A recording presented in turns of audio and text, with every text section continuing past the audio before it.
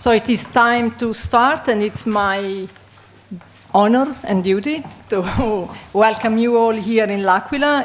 I'm Paolo Berardi. I'm the rector of, actually, I want to stress that in Italian this is rettrice. That's because we want to push for gender, and then it's rettrice. I'm rector of University of l'Aquila, and I have been chosen to open this event, which is actually a joint event organized with the Gran Sasso Science Institute, because the other host, actually the host of this place, will be one of the actors in the next piece. This is a very nice event that was proposed by Rocco Ronchi and Simone Gozzano and Alessandra Campo 1 year ago, more than 1 year ago, to us, to me and Eugenio. And of course, you know that you are in l'Aquila, and this year is 10 years from the earthquake, and we are, as you see, in full reconstruction in the historical center. We have also had a very, very important reconstruction outside the town. So, I mean, it was supposed to be 1 year of a sort of anniversary in which we wanted to celebrate the ability of this community and of our country to contribute to the rebirth of l'Aquila and of the territory around.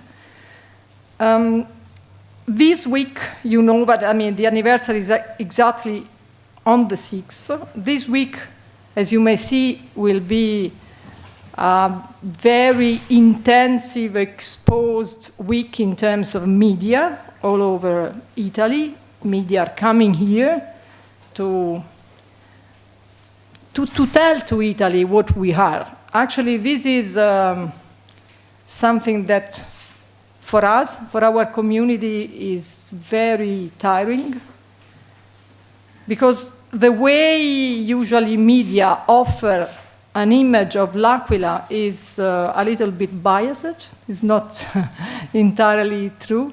And it's like always pushing back to 10 years ago. Like these 10 years didn't exist. Didn't exist for us as a community. Didn't exist in what we did in terms of new things that we actually were able to build in this community. And it gives you this feeling of time, which it's really for us difficult to understand, to cope with, together with the fact that reality seems to be what the media offer of you, not what you actually are.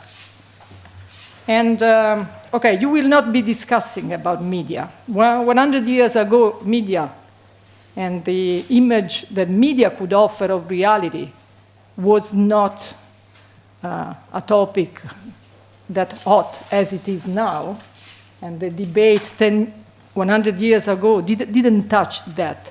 But actually here we are feeling like living in a space in which there is no time and no reality. It's like we are in this week floating in a sort of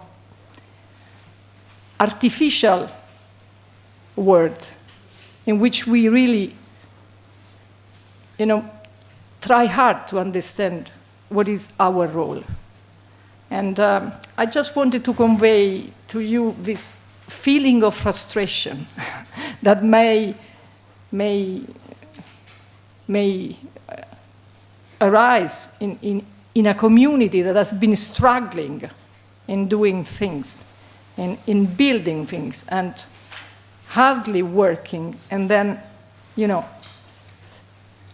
has to face a way of being represented, which is far from our reality. Just to let you know that it's not by chance that this debate and this event is here in L'Aquila today and starts here. It's part of what I tried to say now. It's part of actually asking intellectuals, asking scientists like you are, to make a reflection on how many dimensions of our time intersect and offer the view of what is the real world. And you are physics, you are philosophers. I'm a computer scientist. I'm not in the debate. But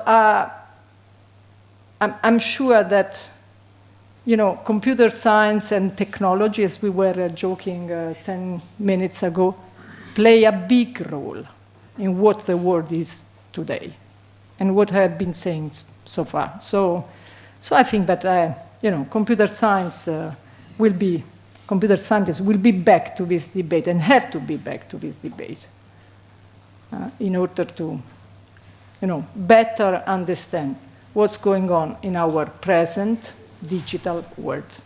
So, welcome and have a nice event. You are supposed to listen, but also to talk and exchange and go around and elaborate and provide us with feedback.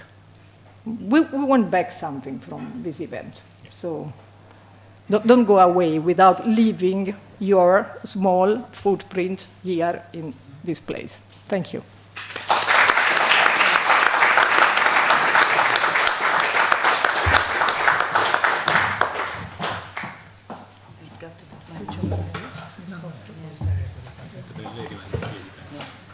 Change the name. Good morning. Buongiorno a tutti and welcome to the What is Time conference.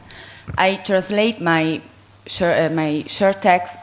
You can find it in the conference folder, so you can follow me better because I'm gonna speak in Italian. Is there? Maybe. And my task is to introduce two works, so I'm gonna read this word I prepared for this occasion, and then I read. Come scienziati e filosofi impegnati nelle strutture universitarie e nei laboratori di ricerca presenti sul territorio aquilano, ci siamo chiesti come commemorare in modo positivo e fiducioso il decennale del terremoto che ha colpito la città di L'Aquila il 6 aprile 2009. E una fortunata coincidenza di date ci è venuta in soccorso. Il 6 aprile 1922 alla Société Française de Philosophie di Parigi, Einstein incontra per la prima volta Bergson per discutere sulla natura del tempo alla luce della teoria della relatività. Il tempo di cui si occupa il fisico, chiedeva Einstein, è lo stesso su cui riflette il filosofo? Bergson all'epoca era il filosofo di Francia, famoso per aver opposto nei suoi lavori il tempo vissuto della coscienza, la durata, al tempo spazializzato e astratto della scienza. Etienne Gilson lo ricorda come l'intellettuale più influente di quegli anni, così influente da incidere, secondo alcuni, anche sulla decisione di assegnare ad Einstein il Nobel per la scoperta delle leggi che regolano l'attività fotoelettrica, anziché per la teoria della relatività. Bergson ne aveva contestato i presupposti e ciò, sebbene nei confronti della geniale intuizione di Einstein nutrisse una sincera ammirazione. A suo giudizio, la teoria della relatività era una teoria sbalorditiva della temporalità che tuttavia proprio del tempo tralasciava gli aspetti intuitivamente più rilevanti. Einstein escludeva la durata dai suoi calcoli e così innestava la sua nuova fisica su quella che Bergson riteneva essere una pericolosa metafisica da smascherare. L'incontro parigino era stato pianificato come un evento cordiale e accademico, ma di fatto fu ben altra cosa. Einstein giunse a Parigi animato dalla volontà di difendere la scientificità della sua teoria e la bontà della sua definizione di simultaneità dalle accuse bergsoniane, e a tal fine si presentò con una relazione sulla relatività invece che sull'effetto fotoelettrico, come pure molti si aspettavano dopo la vittoria del Nobel. Non era quella scoperta, infatti, ad essere in questione. L'invocazione del nome di Bergson da parte del presidente della commissione del Nobel, e dunque l'invocazione dell'uomo che aveva dedicato la sua vita a mostrare che il tempo non deve essere compreso esclusivamente attraverso le lenti della scienza, era valsa come un pubblico misconoscimento del valore del suo lavoro, e ciò era intollerabile. Tra le altre cose, a Parigi Einstein andò per reclutare alleati contro colui che rifiutava di attribuire alla scienza e alla fisica il potere di rivelare il tempo dell'universo. Bergson però parlò controvoglia soltanto per mezz'ora, e la tesi che sostenne era semplice, sebbene poteva risultare e risultò scandalosa. La relatività di Einstein, dice Bergson, non contraddice l'intuizione metafisica della durata, ma la conferma. L'esistenza di una pluralità di tempi prevista dalla sua teoria è possibile solo sulla base di un tempo unico più fondamentale, e per Bergson solo questo tempo è reale.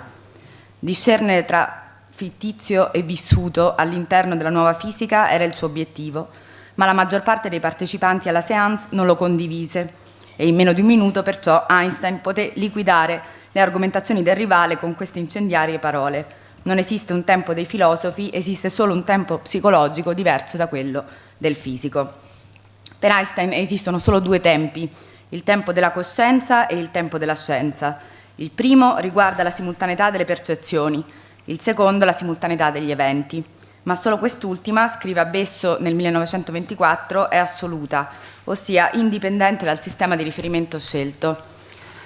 Secondo Einstein-Bergson è colpevole di non aver colto questo punto e di essersi ostinato, di conseguenza, a pensare alla relatività esclusivamente nei termini suggeriti dalla differenza dei due orologi. Eppure, malgrado ricorra ad altri argomenti, anche Bergson difende il carattere assoluto della simultaneità. Per Bergson la simultaneità è assoluta nella misura in cui prescinde dall'operazione fisica di regolazione degli orologi. È assoluta, cioè, perché non è riducibile alla sincronia tra due misurazioni. Il luogo di derivarne, dice Bergson, le presuppone, ed è per questo che sia a Parigi che nel testo cosiddetto bastardo del 1922, Durata e simultaneità, si è impegnato a ribadire l'impossibilità di porre un tempo senza porre parimenti la coscienza che lo esperisce. Ogni misurazione, per Bergson, la implica come il proprio fondamento trascendentale. A Parigi il conflitto fu quindi inevitabile. Alla seduta presero parte i più noti esponenti della cultura francese dell'epoca e nessuno rimase neutrale. Quanto accadde in poco più di 3 ore influenzò notevolmente ogni successiva discussione sulla natura del tempo e soprattutto ogni riflessione futura sui rapporti fra scienza e filosofia. Negli anni che seguirono l'incontro parigino, Bergson fu percepito come colui che perse contro il giovane fisico e l'approccio scientifico finì col prevalere. La sconfitta di Bergson rappresentò anzi la vittoria della razionalità sull'intuizione, della scienza sulla filosofia, del meccanicismo sul vitalismo. E non è un caso se siano stati più spesso gli studiosi di Bergson a ritornare su quel lontano 6 aprile. I biografi di Einstein raramente fanno il nome del filosofo di Francia, perché le sue tesi furono subito relegate sullo sfondo, in una posizione assolutamente secondaria. Il mondo scientifico degli anni '20 fu insomma il teatro di uno scontro feroce, eppure le cose stanno forse diversamente nel mondo scientifico contemporaneo. Qual è oggi il rapporto fra scienza e filosofia e che relazione intercorre tra le tesi che ciascuna difende sulla natura del tempo? Si è giunti a un accordo oppure Bergson e Einstein funzionano ancora come emblemi dell'impossibile congiunzione tra pensiero filosofico e prassi scientifica? Pensiamo che i tempi siano maturi per rispondere a queste domande riprendendo un confronto interrottosi quasi 100 anni fa. Per questo, precorrendo di poco i tempi naturali del centenario della seduta parigina, abbiamo deciso di far coincidere la data del convegno con quella del decennale del terremoto che ha sconvolto il tempo e la memoria di questi luoghi. Anche il tempo del trauma legato al sisma è infatti un tempo che si è diviso tra quantità e qualità, fisica e coscienza, ricostruzione e memoria. E tornare a discutere filosoficamente e scientificamente del tempo in una città che dal tempo è stata segnata e che al tempo chiede di poter finalmente sanare le proprie ferite, ci pare sia l'unico modo per affrontare questa ricorrenza, indicando nel presente, con la forza di una comune passione, una strada su cui ricostruire il proprio passato in vista della costruzione del proprio futuro. Alle parole di Einstein e Bergson, interpretate per l'occasione da Eugenio Coccia, rettore del Gran Sasso Science Institute, e Simone Gozzano, direttore del Dipartimento di Scienze Umane dell'Università dell'Aquila, abbiamo deciso di affidare il compito di aprire i nostri lavori. Le abbiamo raccolte, queste parole, attingendo alle lettere che Einstein ha mandato a Bergson e Bergson ha mandato a Einstein, quindi a quelle in cui ciascuno è tornato con la memoria all'incontro parigino e infine ritornando a ciò che quel giorno di fatto il fisico e il filosofo si dissero. Qualcuno ha definito il loro dialogo un monologo a due voci.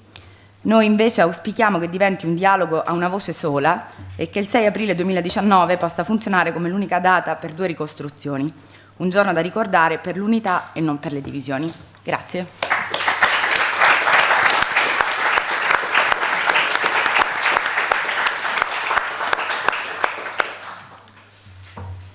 Okay, now we are going to read it in Italian, but I wish to thank Alessandra Campo and Donatella Donati that have translated it in English, but we thought that for popularization reasons, students are more familiar with Italian than in English, so we are going to interpret. I will be Bergson.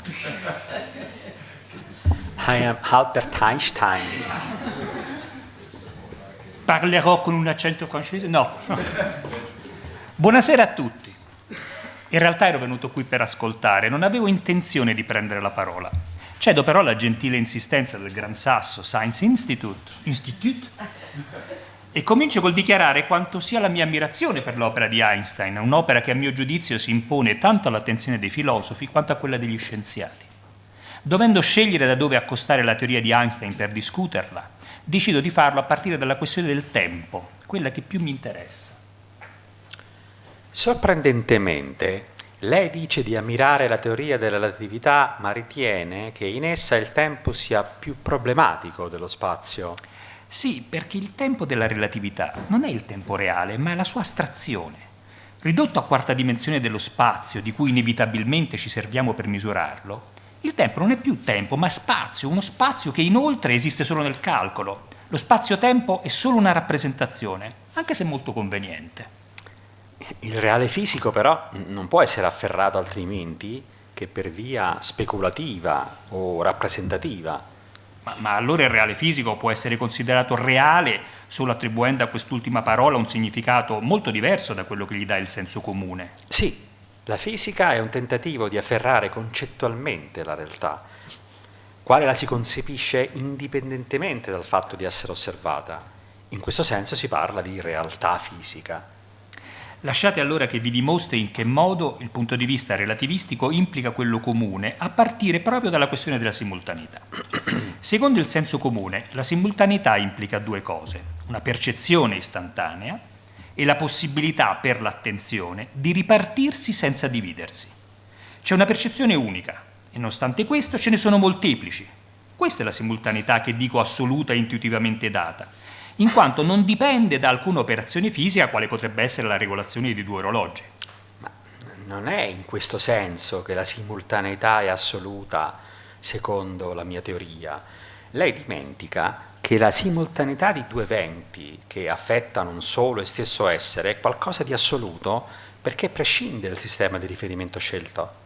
Certo, è incontestabile che la simultaneità, sia assoluta che relativa, definita dalla sua teoria, è di ordine completamente diverso.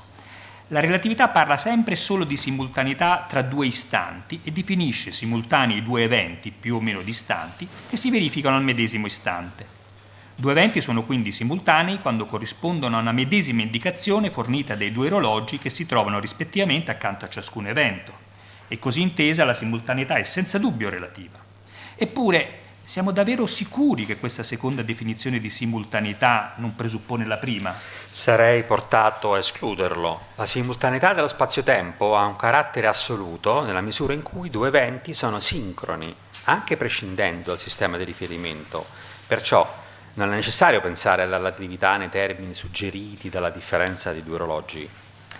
La simultaneità nel senso relativistico del termine esiste però quando i due orologi associati ai due eventi segnano la stessa ora. E se è relativa anziché assoluta è perché dipende dall'operazione con cui i due orologi sono stati regolati tra loro. Ciononostante la simultaneità tra le indicazioni degli orologi non è dello stesso ordine di quella che lega ciascun evento al suo orologio. La simultaneità tra l'evento e l'indicazione dell'orologio è data dalla percezione che li unisce in un atto indivisibile. E se questa simultaneità assoluta non esistesse, gli orologi non servirebbero a niente né verrebbero fabbricati. Gli orologi esistono e vengono comprati perché ci dicono che ore sono, ma sapere che ore sono, ossia conoscere il tempo di un evento, equivale a constatare una corrispondenza non già tra le indicazioni di due orologi, bensì tra un orologio e il momento in cui ci si trova, ossia tra l'indicazione e qualcosa, l'evento che si verifica, che indicazione non è. La nostra percezione del mondo non è meramente contemplativa e disinteressata. La percezione è un atto, è sempre intrisa di ricordi. Ma la constatazione psicologica di una simultaneità è sempre imprecisa. È vero. Eppure, per stabilire in che misura lo sia, attraverso dei calcoli o degli esperimenti di laboratorio, è comunque necessario ricorrere a constatazioni psicologiche, ancora imprecise, di simultaneità. Sia come sia, una cosa è certa, la simultaneità intuitivamente constatata tra un evento qualsiasi e quell'evento particolare che è l'indicazione di un orologio è una simultaneità tra eventi molto vicini che occupano lo stesso luogo, mentre quella con cui si misura la teoria della relatività è la simultaneità tra eventi molto distanti. Ma dove comincia la prossimità, dove finisce la distanza? Ciò che conta sono i rapporti tra le dimensioni e le stesse cose si verificherebbero anche in un universo rimpicciolito a piacere se quei rapporti venissero mantenuti. Certo. Ed è dalla credenza nella possibilità di modificare arbitrariamente le dimensioni di tutte le cose, a condizione di conservarne i rapporti, che deriva l'abitudine a estendere a eventi lontani l'idea di simultaneità attinta dalla constatazione di due eventi vicini. Ma se si sgancia la simultaneità così misurata dalla simultaneità assoluta che la rende possibile, la si sgancia dal tempo reale. Non la seguo. Lei non può considerare il concetto di simultaneità di due eventi approssimativamente nello stesso punto come un caso non problematico perché corregge l'approssimazione con l'astrazione. La distinzione piccolo-grande, non lontano, molto lontano è arbitraria, non ha alcuna validità scientifica. Ma l'imprecisione che è intrinseca alle determinazioni locali della simultaneità può essere spazzata via solo con l'astrazione. Viceversa, le determinazioni a distanza non potrebbero basarsi su quelle locali.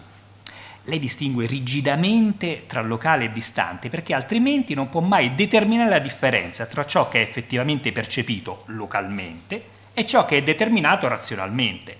In realtà però non vi è alcuna differenza essenziale tra eventi fenomenali locali ed eventi pubblici postulati fisicamente definiti. Sarebbe magnifico se fosse come lei dice, molti problemi si risolverebbero all'istante, ma io non vedo alternative all'astrazione.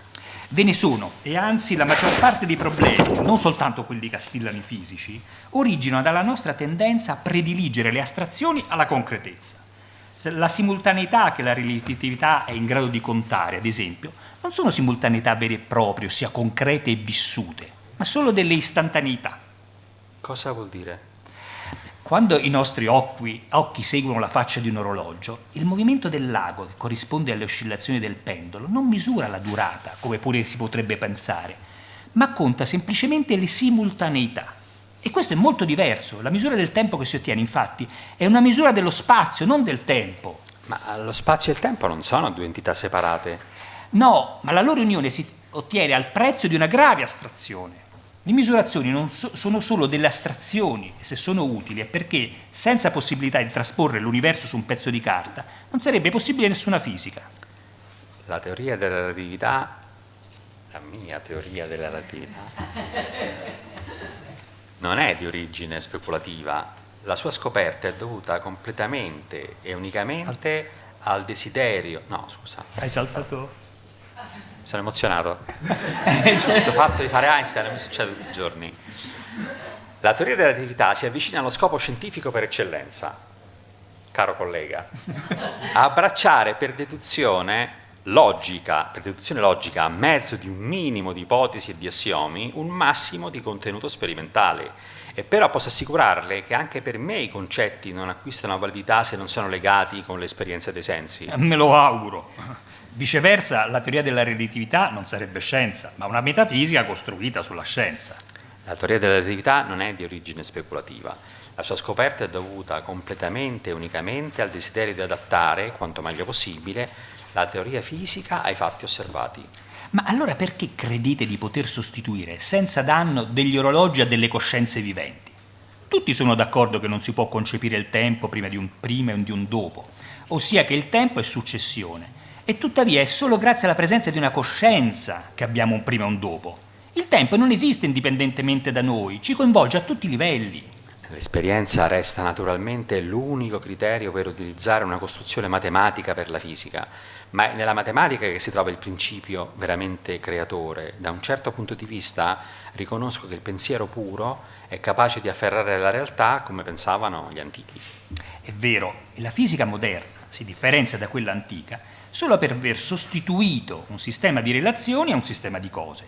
Per il resto si confondono entrambe in un platonismo responsabile della riduzione del tempo a qualcosa di inessenziale. Il reale è l'eterno e poco importa che l'eternità sia quella delle leggi in cui i fenomeni si risolvono o quella delle idee che servono loro da modello. La realtà del tempo è comunque sacrificata all'irrealtà della teoria.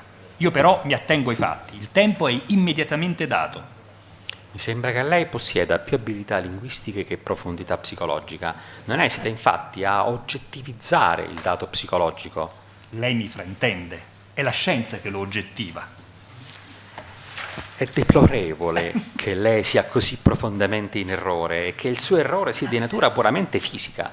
Se vuole imparare qualche cosa dai fisici teorici, mi scusi, che essi impiegano, le consiglio di non ascoltare i loro discorsi, ma di attenersi alle loro azioni. Questo fu più di 30 anni fa, proprio il punto di partenza delle mie riflessioni. Già allora il mio scopo era capire cosa ci ha portato a vivere un'esistenza basata sugli orologi, salvo poi non far altro che desiderare di uscirne. Una volta ammessa la teoria della relatività come teoria fisica, infatti, i problemi non finiscono. Qual è il significato filosofico dei concetti che introduce? Fino a che punto rinuncia all'intuizione? Fin dove vi resta legata? Cosa è reale e cosa invece è convenzionale nei risultati cui giunge? Mi sembra di capire che il problema sia allora da porsi in questi termini. Il tempo del filosofo è il medesimo tempo del fisico? Io credo che il tempo filosofico sia un tempo insieme psicologico e fisico. Non esiste a rigore un tempo dei filosofi, esiste solo un tempo psicologico differente dal tempo fisico. Si sbaglia, e tuttavia sbagliando conferma di essere uno scienziato. Solo lo scienziato in verità è costretto a scegliere tra il punto di vista psicologico della banchina e quello fisico del treno. Il filosofo no, non deve scegliere tra i due sistemi e ponendosi con uno stesso atto da entrambi i punti di vista, non sarà più per metà all'interno della realtà percepita, per l'altra metà all'interno della costruzione scientifica. Il filosofo sta per intero nel reale, limitandosi a fare proprio il suo principio, quello della reciprocità del movimento.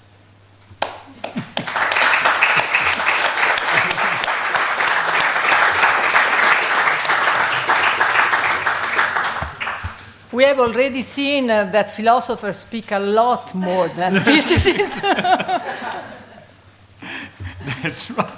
That's right. Thank you. Now, thanks to Eugenio for this.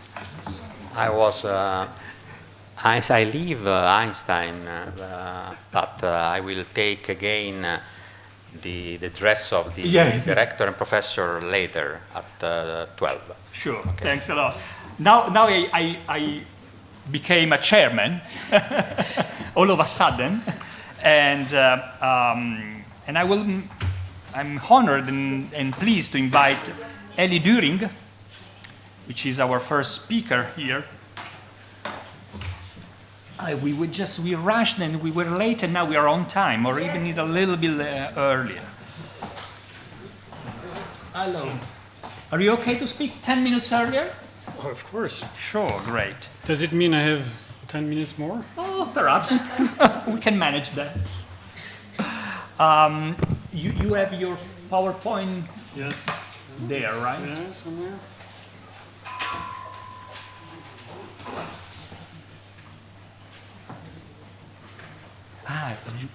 Cioè devo dire chi è, giusto? Aspetta. Sì, ok, grazie. So in the meantime, Ellie Düring is a philosopher, senior lecturer at Paris-Nanterre University, where he teaches contemporary French philosophy. He's currently a junior member of the Institut Universitaire de France. His research on the notion of space-time leads him on the crossroad of metaphysics, philosophy, science, and aesthetics. He has published several works on volumes on Bergson. and you have a list of his most recent publications. Thanks, Alessandra was already telling me that I was wrong. So you should introduce people. So the title of the talk is Time and Coexistence, the ongoing relevance of the Bergson-Einstein dispute. So I will be sitting there. Thank you very much. I have a hard time getting the full view, so you don't see the upcoming slides on the left. Can someone help? Because I say enter full screen, but that doesn't help really. Well, it's okay. I mean, just don't pay too much attention to the upcoming slides on the left. So thank you very much. It's an honor and a great pleasure to open this to this first round of lectures after the wonderful opening inaugural remarks and playful restaging of the 1922 meeting between Einstein and Bergson. I will address in turn this issue of the ongoing relevance, in my view, of the Bergson-Einstein dispute, a dispute that, in my view, didn't really take place, in fact. So it's a good thing that we periodically restate the whole thing to convince ourselves that something happened there, which I'm not sure really happened, on April 6, 1922. I think the meeting has been continuously unfolding across the century, down to our time. And of course, the actual meeting has focused much public attention. It has often been presented as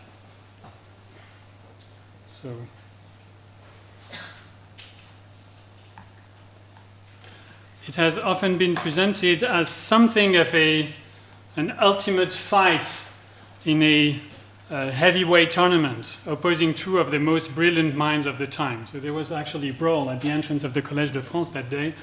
The most brilliant minds of the time in their respective disciplines, namely physics and philosophy.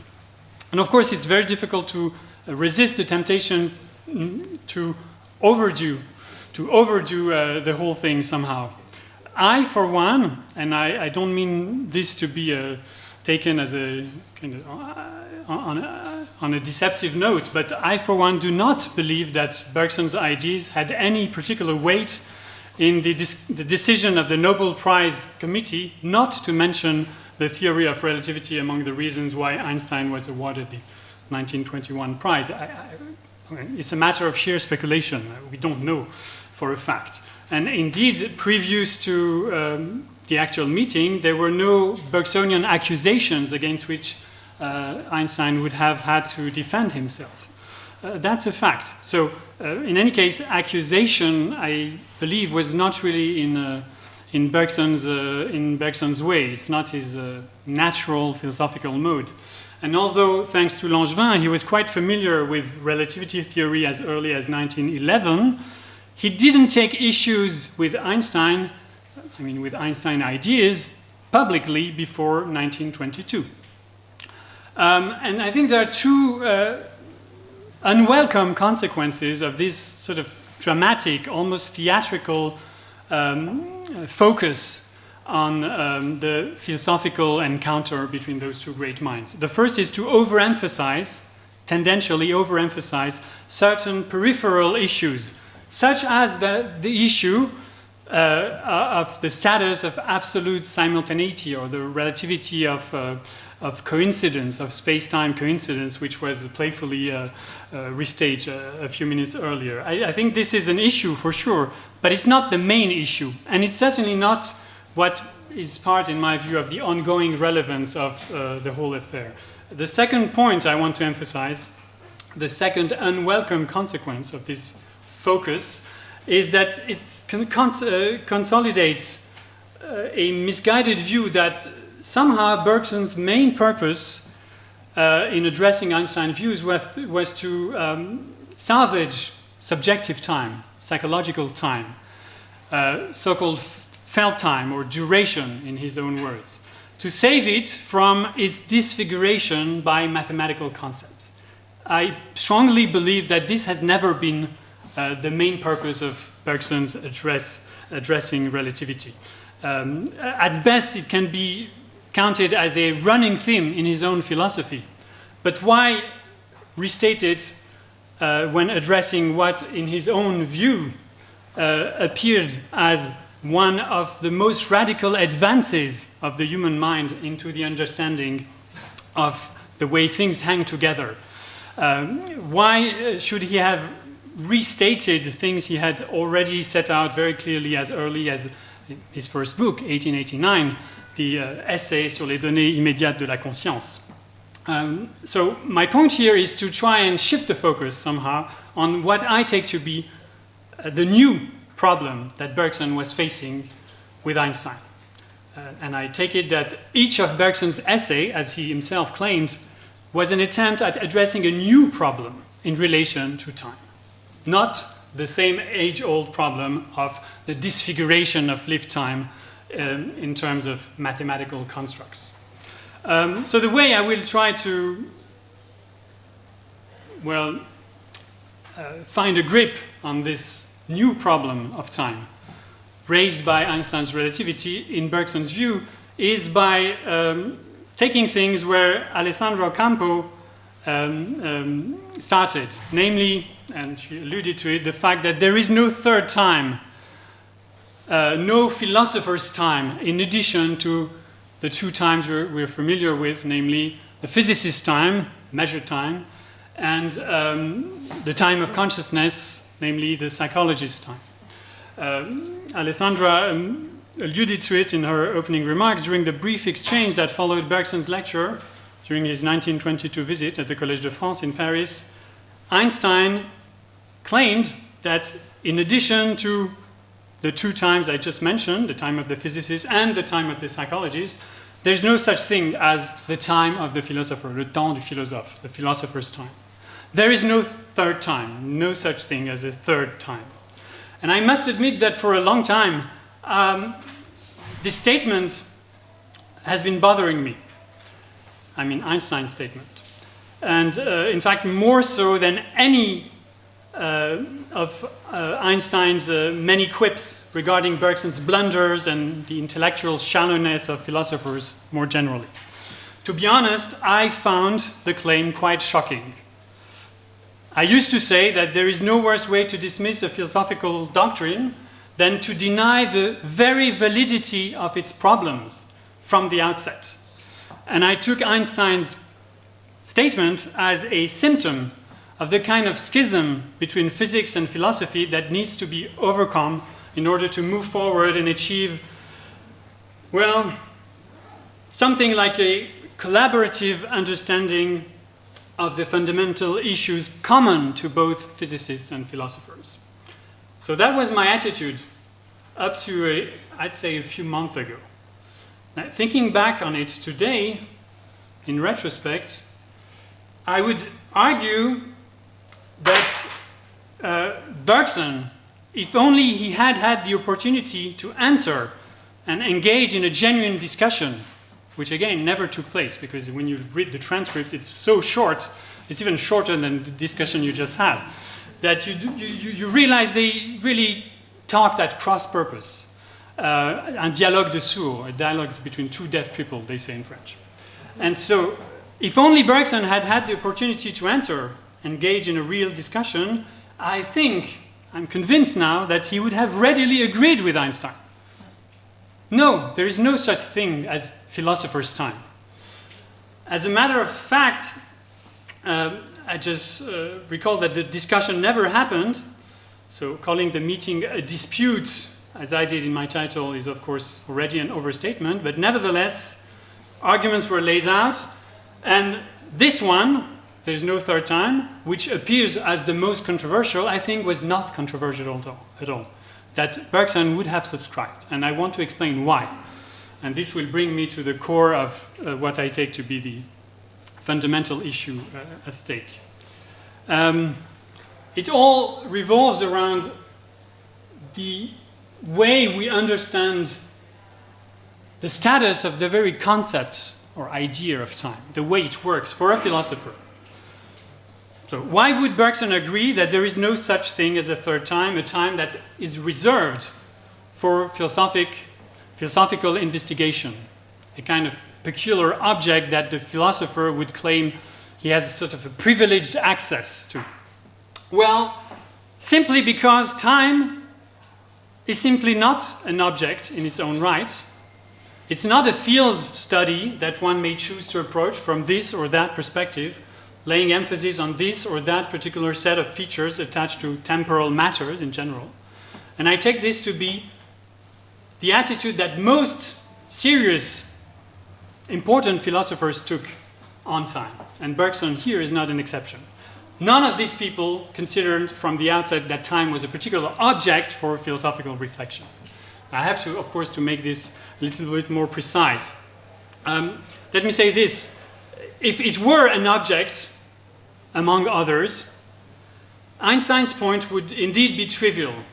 Once you've accounted for the metric properties of time, on the one hand, and for the qualitative features attached to so-called felt time or duration, it seems nothing is left to study. Yes, Einstein is trivially right in that sense. You may want to say that the business of the philosopher is precisely to show how these two sets of features hang together, how one can in some way be derived from the other, for example. And it is true that some philosophers, I could give names, but you can think of people in the neo-Kantian sphere or phenomenological philosophers. Some of those would readily apply for the job. I mean, the job of finding a way of reconciliating the two set of features, the physicist time and the psychologist time, and people who basically have worked to lay bare the conditions, sometimes transcendental conditions of scientific judgments, or the grounding of all human endeavors in the realm of perception, and so on and so forth. And this, you could say, but of course it's a shortcut, it's a roundabout way of putting it. This may count as the proper object of the philosopher, not so much time as such, but the issue of showing the relation between two perspectives on time. But my main point is that it would be misleading to assume from the outset that time is anything like a super object, that it is some sort of overarching empirical concept that would cover the relevant aspects of the phenomena undergoing change or becoming, for example. That time, to put it briefly, is the abstraction of becoming. If you start on that assumption, you will end up, I submit, producing a rather poor philosophy of time. And if you review the debates and arguments exchanged between philosophers and scientists on the reality of time, for example, or on its unity, its universality, and similar issues, of course you cannot help sometimes the uncomfortable feeling that time is, at the end of the day, manipulated as a thing concept, endowed with a very high degree of generality, but which could be spelled out in terms of a list of defining properties, essential properties, that more or less can be fitted in the scientific perspective or the psychologist perspective. Quite often, when it comes to thinking about the unity or plurality of times, the perspectival character of time measurement or the nature of the passage of time, it's as if time had been turned into a theoretical ether of sorts. Something that is not only measured, but counted, sorted out like apples in a basket. A reality that can be stripped out of certain of its classical features, such as uniformity or global simultaneity, as if these were mere options in the temporal package. Something that can be bifurcated into objective physical time and subjective psychological time, and so on and so forth. And of course, last but not least, the boldest among natural philosophers, physicists can be natural philosophers in their spare time, some of the boldest boldly claim that time does not exist, that in reality it should not be granted actual existence, as if time, or space-time for that matter, was aptly characterized as an entity in the first place, something the existence or non-existence of which would be in question. And my feeling is that no amount of relationist medicine can cure such a category mistake. You can be a relationist about time, not thinking of it as a substantial entity. As soon as you suggest that time does not exist, you sort of obliquely refer to time as that object which is missing from the picture. And that, again, I think, is a poor way of approaching the issue. This might seem very arrogant, but I take it like an empirical generalization of my readings of great philosophers, those from Plato onwards who have addressed the issue of time in a, I think, productive way. I will give some examples later on. So naturally, I'm aware that most of the time when a physicist denies the reality or existence of time, which in fact may not be exactly the same issue, but I'll leave that aside, reality, existence, well, most of the time it's only a roundabout way of saying that something more complex is at stake, namely the fact that the physical world, as described by our best scientific theories, the physical world does not exist in time. So as useful as temporal categories may be for practical purposes, you may claim, and many physicists claim today, that the world does not exist in time. Does it mean that time does not exist? You see that this is already an open question. What does it mean for the physical world not to be in time? Well, most probably something like this.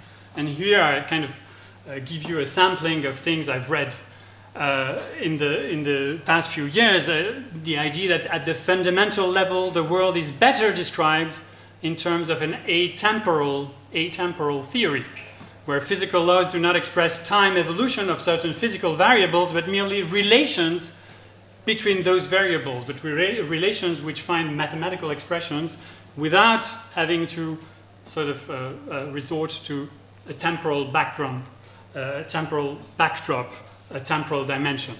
Carlo Rovelli, for example, has forcefully advocated this view. Julian Barbour, who is sitting here in the middle of the room, in his view of relational dynamics, takes a different route to convey the same fundamental message. I take it that time for him is not part of our fundamental physical theory of the world, that it is at best a derivative macro phenomenon emerging at some further level. And of course, one may argue that the point is, of all these attempts is precisely to achieve a non-substantial understanding of time. So what is my problem with that?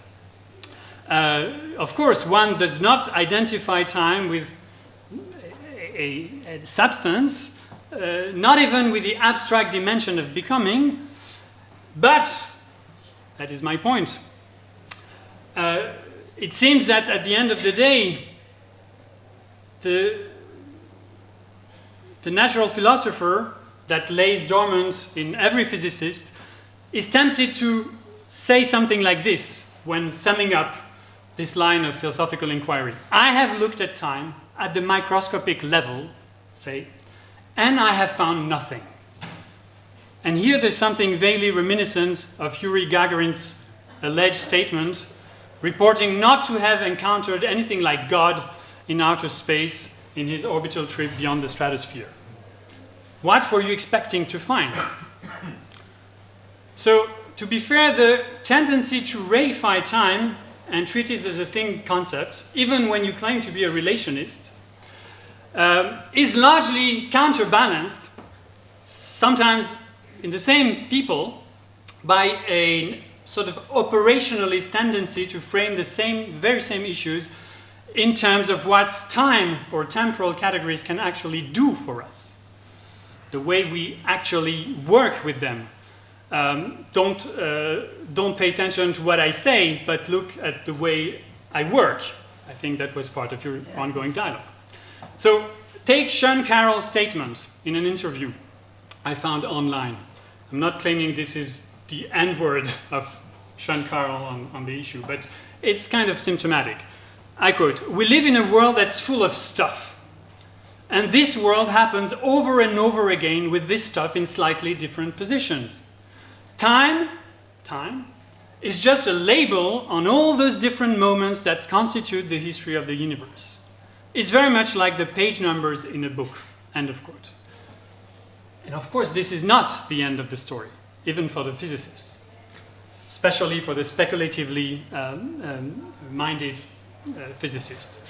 But turning time itself into the sort of theoretical quintessence of all timekeeping devices brings us back, I believe, once again to the original problem. Time as a super clock, I think, does not fare any better than time as the ether of becoming. In both cases, we are dealing with a sophisticated and rather abstract thing concept. So, by contrast, and here I can only be very sketchy, consider the way Aristotle, in a very, of course, very different landscape, with a very different connection with physical science, a very different idea of what physics could be, what nature was. Aristotle characterized time as, it's a famous passage in the physics, as the number of movement or motion relative to anterior and posterior. When you think of it, this is hardly the definition of an essence. It points rather to a cluster of related issues. It suggests many things. First, that movement or motion exemplifies an imminent order of succession between phases of becoming. Second, that it is possible to apply arithmetical concept to a variety of heterogeneous physical phenomena exhibiting change and duration in different ways. This can be ruled or brought under a common rule, the rule of number, and so on and so forth. Spell out the different threads in this characterization of time, which again is not a definition, certainly not an essential definition. And here I come to what is probably my main claim here, namely that time should be taken from the outset, not as a thing, not as a thing concept, not even as a category, but as a form. And by this, I mean something rather specific. I have in mind something that Georges Canguilhem, the French philosopher of science, aptly characterized when he explains, not specifically about time, but about any scientific concept with a philosophical depth, with some philosophical depth. And he said it in a text about Bachelard, by the way. He said, to work on a concept, and here think of time as the likely candidate, to work on a concept is to vary its extension and comprehension, to generalize it through the incorporation of exceptional traits, to export it beyond its region of origin, to take it as a model, or inversely, to search for a model for it. In short, to progressively confer upon it, through regulated transformations, transformation réglée, the function of a form. So I think this is exactly what the scientist is doing. My point is that the philosopher is doing this in a different way, in his own way. And that it would be misleading to think of the philosopher as either having some privileged access to the essence of time, or being himself involved in the desperate task of devising a doctrine of time a priori by mere reflection upon his concepts and limited sphere of experience. I think a philosopher involved with the issue of time is doing neither of those. He's actually dealing with time as form, as a very special concept that is best characterized as in a formal sense. There is no shortage of models and images for time, of course. But this is not the issue here. If we approach the issue philosophically, time assumes the function of a form, and that is why I would like to explain, that is why there's no such thing as the philosopher's time. So again, Einstein was right. So I will try to unpack what I take to be folded in this characterization of not only of concepts in general, the philosophical treatment of concept, but the the issue of time more specifically. Let me start by a few words regarding the way the concept of space-time could be introduced as a possible candidate for this time form idea. In modern times, it seems philosophers have generally been more interested in varying time's extension and comprehension than in, I'm quoting from Canguilhem, generalizing it through incorporation of exceptional traits. Physicists, on the other hand, and more particularly those involved in the elaboration of relativity theory, physicists can be said to have achieved an unprecedented level of generalization of the concept by showing that, as a general rule which only becomes conspicuous in certain special conditions when dealing with velocities close to the speed of light, for example, that as a general rule, temporal elements and spatial elements exchange their places in such a way that time and space are not only treated together, or should not only be treated together as part of one single form, but more appropriately woven together within this single form to the point of becoming inseparable. That's the idea of an intertwining of space and time, which led to the geometrical elaboration of space-time by Minkowski in the wake of very soon in the wake of Einstein's idea. So one may be tempted to say, in that sense, that time as form is really space-time itself. That the movement of ascending generalization achieved by contemporary science has led to this conclusion. And as far as it goes, it's quite valid, it's quite right. But again, we should not forget that generalizing by raising to the exceptional cases or the limiting conditions, the limit conditions, is only one part of the story.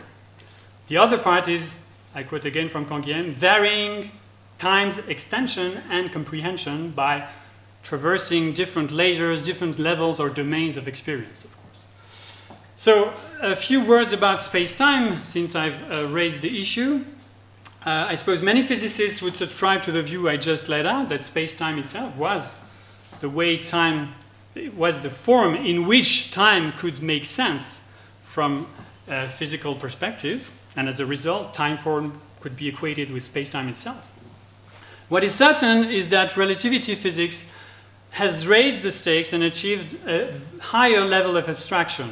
Originally, let me say a few things that will seem very trivial and obvious to the physicists, but maybe some philosophers who have less training in physics are not so familiar, so I will rehearse these ideas. Originally, the idea, the intuition behind space-time, the construct we call, the geometrical construct we call space-time, was to account for a plurality of temporal unfoldings from different kinematic perspectives. So there are kinematic perspectives attached to every inertial motion. Each inertial motion opens up a perspective on the space of motions in the entire universe. And what we want is a way of capturing this plurality and making sense of it in a unified mathematical form. So that would be the geometrical form of 4D space-time endowed with its specific metric, the so-called Lorentz signature, a flat but pseudo-Euclidean metric, which allows you to sort of move around and shift through transformation equations from one perspective, one kinematic perspective to another, without losing the relevant information, the invariant relations, which allow you to describe the dynamics inherent in actual processes. And when I say invariant here, I mean frame invariant. So the idea is to conjoin the plurality of frames, the kind of perspectival view of the universe, within a single unified form, which allows you to, at the end of the day, get rid of perspectives and account for things, how the way things unfold across 4D space-time in an invariant manner. So it's really a way, and philosophically that's the way I generally present it to my students when I give a class on the philosophy of space and time. It's a way of conjoining the issue of perspective, which is so clearly laid out in Minkowski's original diagrams, the space-time, so-called space-time diagrams, and the question of locality. By locality here I mean the fundamental concepts allowing you to make sense of the way things unfold from place to place and from moment to moment according to actual dynamical relation. Causality is generally described as a local action from place to place and from moment to the next.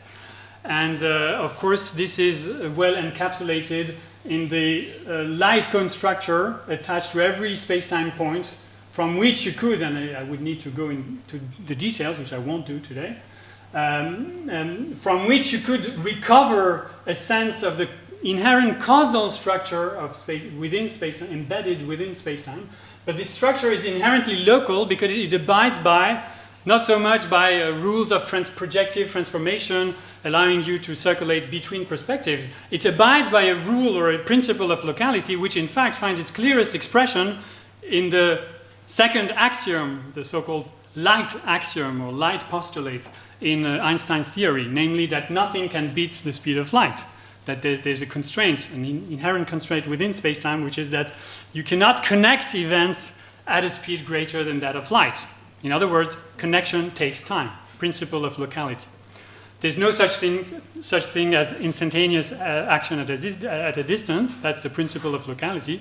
And if you conjoin it with the principle of perspectivity, otherwise known as the principle of relativity, namely that there is no such thing as a privileged perspective upon the world, that there is a class of equivalent perspectives or reference frames allowing you to describe the world. If you conjoin the two, principle of perspective and principle of locality, you end up with this very strangely structured space-time in which both points of view are sort of embedded, the perspectivity and the locality. So this was simply as a background. And now I want to take up things from here and show you how Bergson took a stand and introduced his own voice in the ongoing excitement surrounding the invention of space-time, I mean relativistic space-time, and the associated issues. So regarding time now, what did the physicists find when looking at space-time? How, achieving this higher level of generality, was the time transformed into a form?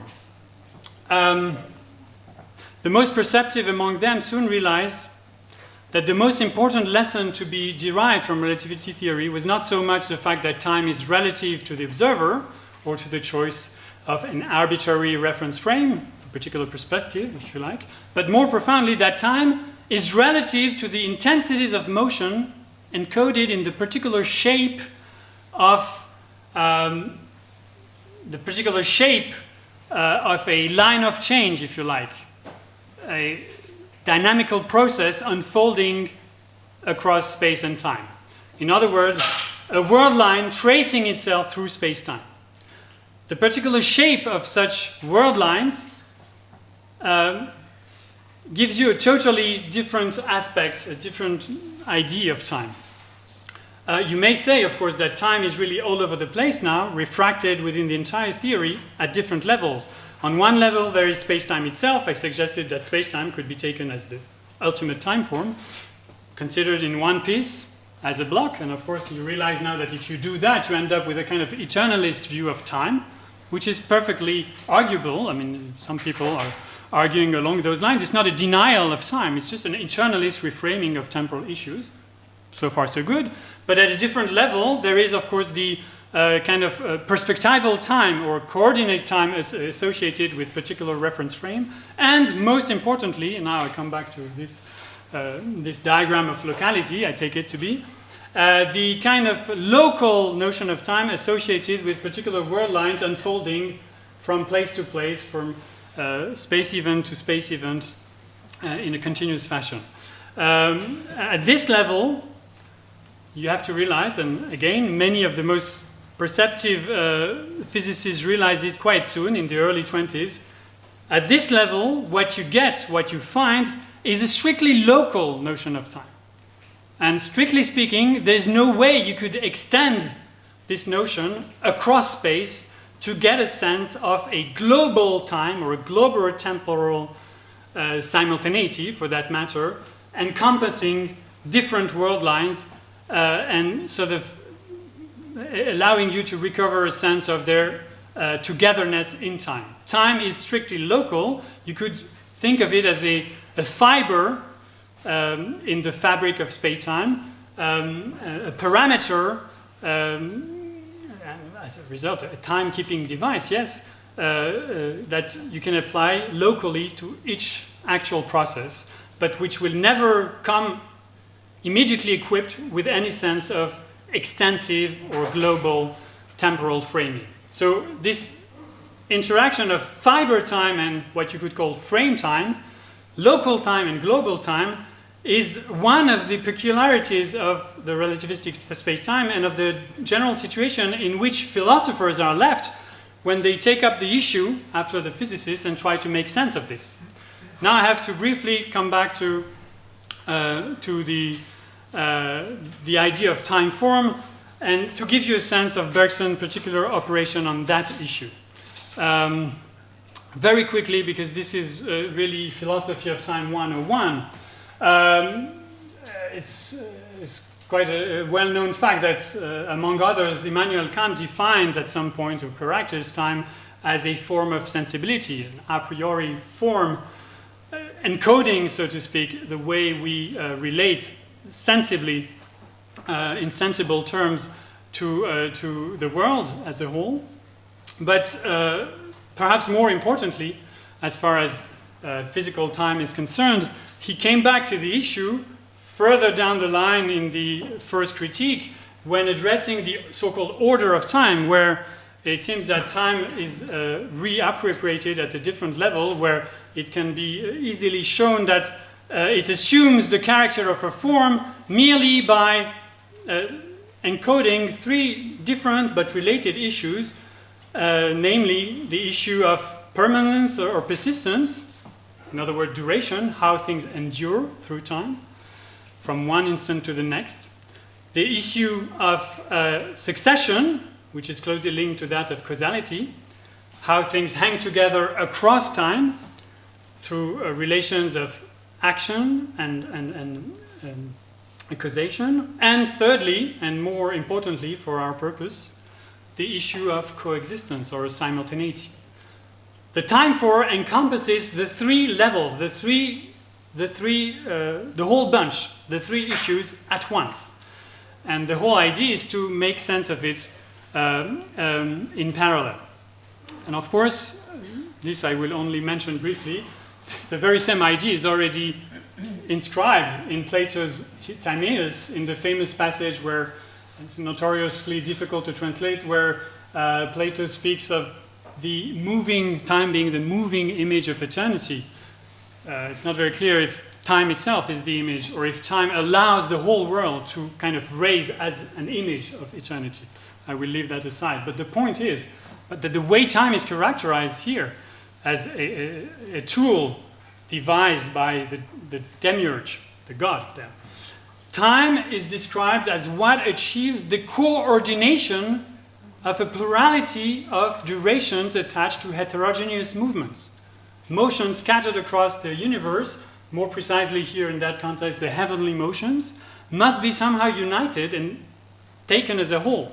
Not necessarily by being regulated by a master time or a master clock, but simply by being thought together under the concept or category of time as being somehow contemporaneous, as being somehow simultaneous, unfolding together in time. But the status of time, of course, remains rather obscure in that particular work of Plato. You'll find a similar intuition that the issue of time really arises when it comes to coordinating several durations in Piaget, So I take this example because, after all, I've given very few insights about the time of the psychologists, but here is an insight. Piaget, in his wonderful 1946 book about the elaboration of the child's conception of time, the child's notion of time, makes the very strong claim that before the issue of coordination or simultaneity arises, you don't get time, you don't have time. You're only dealing with what he calls Bergsonian duration, which, amazingly, he describes as an entirely spatial notion, something that is virtually indistinguishable from spatial notions of connexity or contiguity. For time to arise, you need to raise explicitly the issue of how to connect, to coordinate two or several durations unfolding in parallel, and the simultaneity or contemporaneity of which becomes a problem. That is the issue, this will be my concluding remarks, that Bergson wanted to address. Very good. And here, of course, I can refer you to the summary where I outlined the few claims I wish to make. Some of them I will simply state without explaining anything. The first is, you have to bear in mind to get a clear sense of the general landscape, is that Bergson's notion of real time, the term keeps recurring. One of his strong claims that there is such a thing as real time, that a notion of real time that can be recovered from within physics, okay? But precisely, Bergson's notion of real time in that particular book is not another designation for real duration or psychological time. Its function is to introduce a critical distinction within measured time. So real time, whenever Bergson refers to real time, is in fact measured time. There's absolutely no ambiguity about that, because again, Bergson takes the pain of making of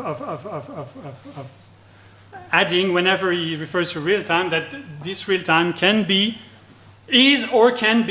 not only lived by a consciousness, but measured as a result. So this is very important. The point is that is to introduce a critical distinction within the space-time construction in order to allow it to unfold again along different dimensions for the philosopher's eye. The issue has never been to reconcile the intuition of lived time with the physicist's construct. I mean, this is a side issue. It's not central. The second point I wish to make is that, of course, many of the blunders attributed to Bergson stem, in fact, from a misunderstanding of the exact nature of his claims. So one case in point, I will leave this aside, is the microbes, the status of local or absolute simultaneity, the notion of coincidence. So the statement, Bergson's idea that there is, in actual experience, there's never anything like actual absolute coincidence, so that every simultaneity statement in the end is about simultaneity at a distance. I think the purpose of this claim, the reason for this claim are generally overlooked. That Bergson's point is, I would say, in brief, is merely to point to the fact that the very notion of an instantaneous slice of becoming is somewhat of an idealization, just as the notion of absolute simultaneity is an idealization, a point which I think any physicist could agree with. The third point is that, like every, like many scientists and philosophers of his time, Bergson failed, I have to acknowledge that, failed to appreciate the structural relevance of the local concept of time that I have insisted upon earlier, and which comes to the fore in the famous twin paradox, okay, which is discussed at large in the book. So, like many others, such as Painlevé, and I'm not referring here to the Poincaréans among the French physicists and philosophers who directly opposed Einstein's view and upheld rather Lorentz interpretation of relativity. I mean, even people favorable to Einstein's view had issues with the twin paradox. And the reason for that is that they naturally interpreted it in terms of perspectival shifts, in terms of the different perspectives you can take upon the situation involving two twins being separated in space-time and reunited again after a while. So Bergson's main difficulty was to abstract from this idea, which in his book is encapsulated in his analysis of the figures of light, the light clock suggesting by its very motion the dilation of time, the ensuing dilation of time.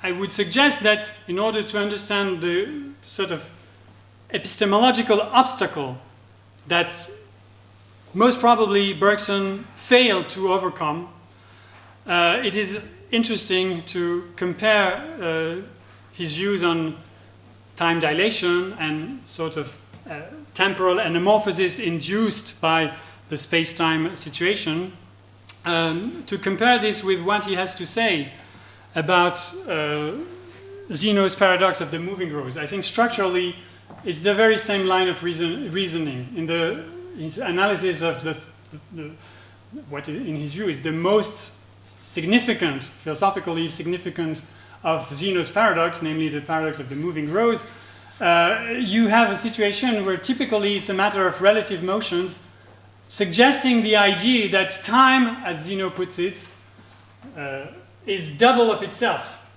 Because if you project, so to speak, each duration onto a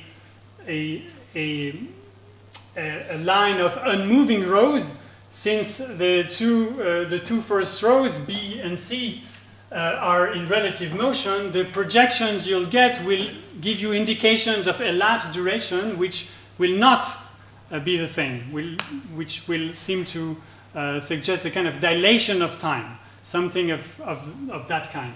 I think that for very understandable reasons, Bergson was focused on that understanding, that perspectival understanding of relative motion, and that he projected it back onto the paradox, which in fact is a paradox about local time, not at all about perspectival time. It's simply an exemplification, a very conspicuous exemplification of the fact that the elapsed durations is relative not so much to reference frames, but to the particular path that particular motions draw across space-time. On this, he was, of course, troubled by two additional influences. One is Poincaré. I've already alluded to the fact, and it was mentioned by Alessandra as well, that Poincaré held the view that, in the end, space-time was only a mathematical, a very sophisticated mathematical tool, and powerful mathematical tool to account for the dynamics of motion, but that it had no ontological content proper. The other important influence that is generally neglected is Ernst Mach. Ernst Mach, for one specific reason, which is that, so this is Poincaré, this is Mach. This will be my concluding remarks, I promise. Because Mach, of course, and of course Julian Barbour is here probably one who has spent most of his time reflecting on the philosophical implications of a Machian view of these issues. Mach was the one who I think introduced the idea that it really made no sense to think of such situation as the twins, although he was not discussing the twins, obviously, in abstraction from the entire universe. But this is precisely where Bergson, I think, was misled. That he took, as a matter of fact, the situation described by Einstein, or rather Langevin, in the idealized mathematical description of the situation, he took it to be a situation where two relative observers, or two relative motions, had to be confronted to each other in utter abstraction from the rest of the universe. And as soon as you do that, of course, what comes to the fore is the strictly reciprocal nature of the perspectival effects of the perspectival temporal effects that are, of course, embedded in the paradox, but I claim not essential to its understanding. So this obsession for relative motion and the kind of situation in which you find yourself sharing Mach's view, but in abstraction from the actual surrounding universe, leads you, as it did for Bergson, to thinking of this paradox as one which can be dispelled by simply assuming that the reciprocal nature of the effects will result in equal amounts of duration elapsed on each side. This, of course, is Bergson's main blunder. But it's a blunder that can easily be explained, and this will be my conclusion. It's a blunder which, in fact, opens up a trend of reflection, a perspective for further philosophical reflection on the forms or the domains of coexistence within space-time. To put a long story short, and here I didn't want to repeat myself because it's things that I've already written and already presented in different settings, I think that at the core of Bergson's difficult, struggling attempt at making sense of the twin paradox, there is the strong intuition that somehow the twin coexist. That somehow, although they are separate in space-time, somehow they continue to sort of communicate. I don't mean actually communicate, but to communicate within a single sheaf of simultaneity. Because in the interval between their separation and reunion, there is a very obvious sense in which they are contemporaneous. They are together in time. So by getting a grip on this issue in more precise way than Bergson did, I think, and by simply exploring the resources that a space-time approach to the whole issue offers us, I think we could make progress in the sense of accounting for the various levels and various modes of coexistence within a spatio-temporal conception of the universe. I think that is what was very much on Bergson's mind when he reflected on the necessity to abstract, at the end of the day, from the perspectival interlocking perspectives on time and the idea of instantaneous planes of simultaneity in order to approach the whole issue of coexistence and simultaneity from the perspective of simultaneous flows. In other words, intervals of space-time that you can somehow bring together and think as forming a unity across space, so it's not a strictly local concept of temporality, and in this way recover some sense of global or extending simultaneity.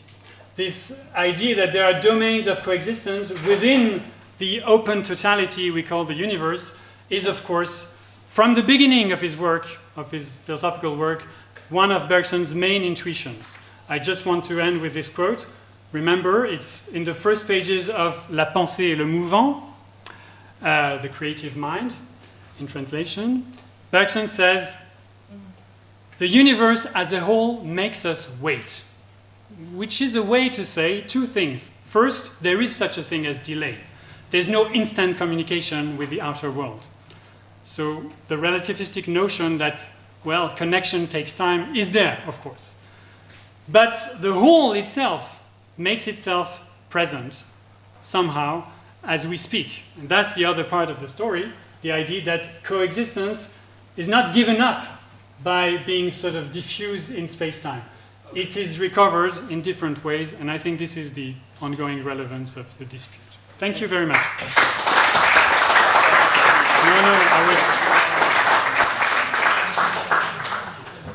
This I have to leave here, right? Thank you, Eli. As you may know, we have Jimena Canales is on Skype because she wasn't able to attend the conference. So I don't know if we have a virtual meeting with her. So apparently we wake up her in the middle of the night, and so I don't know if she's already online. Perhaps we may set later for question and answers by Lee.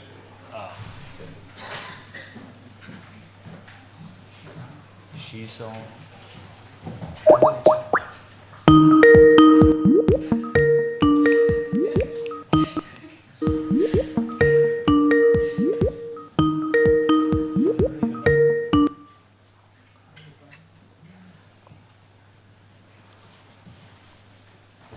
Ciao.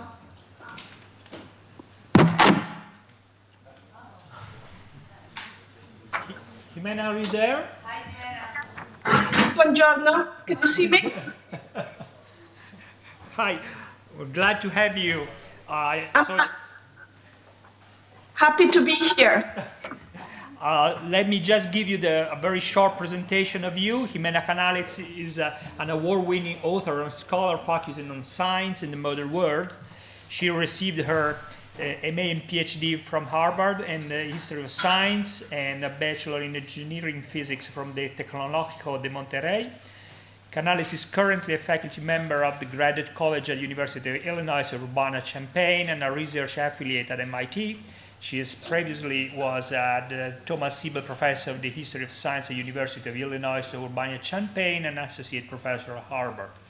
She's mainly known for her book on that she has kicked back the discussion on Bergson and Einstein. So I would like just to give her the speech, and you have more or less 40-45 minutes until you go asleep again. I don't know. Thank you, everybody. Can you hear me well? Yeah, we can. Yeah, you can. And I cannot see you, but I can hear you. So please do interrupt me. I'm hearing an echo. Okay. Is that good? Yeah, this microphone. Is that the echo's gone?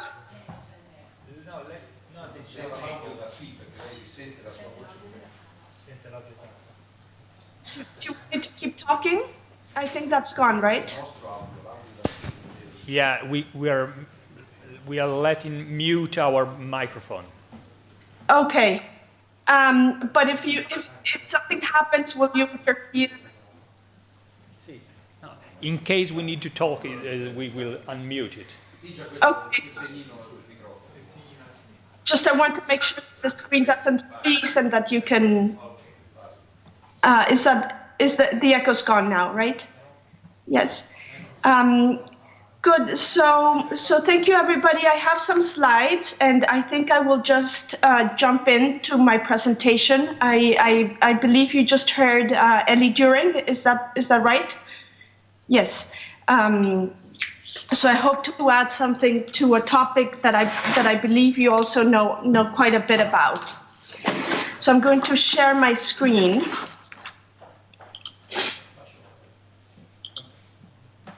And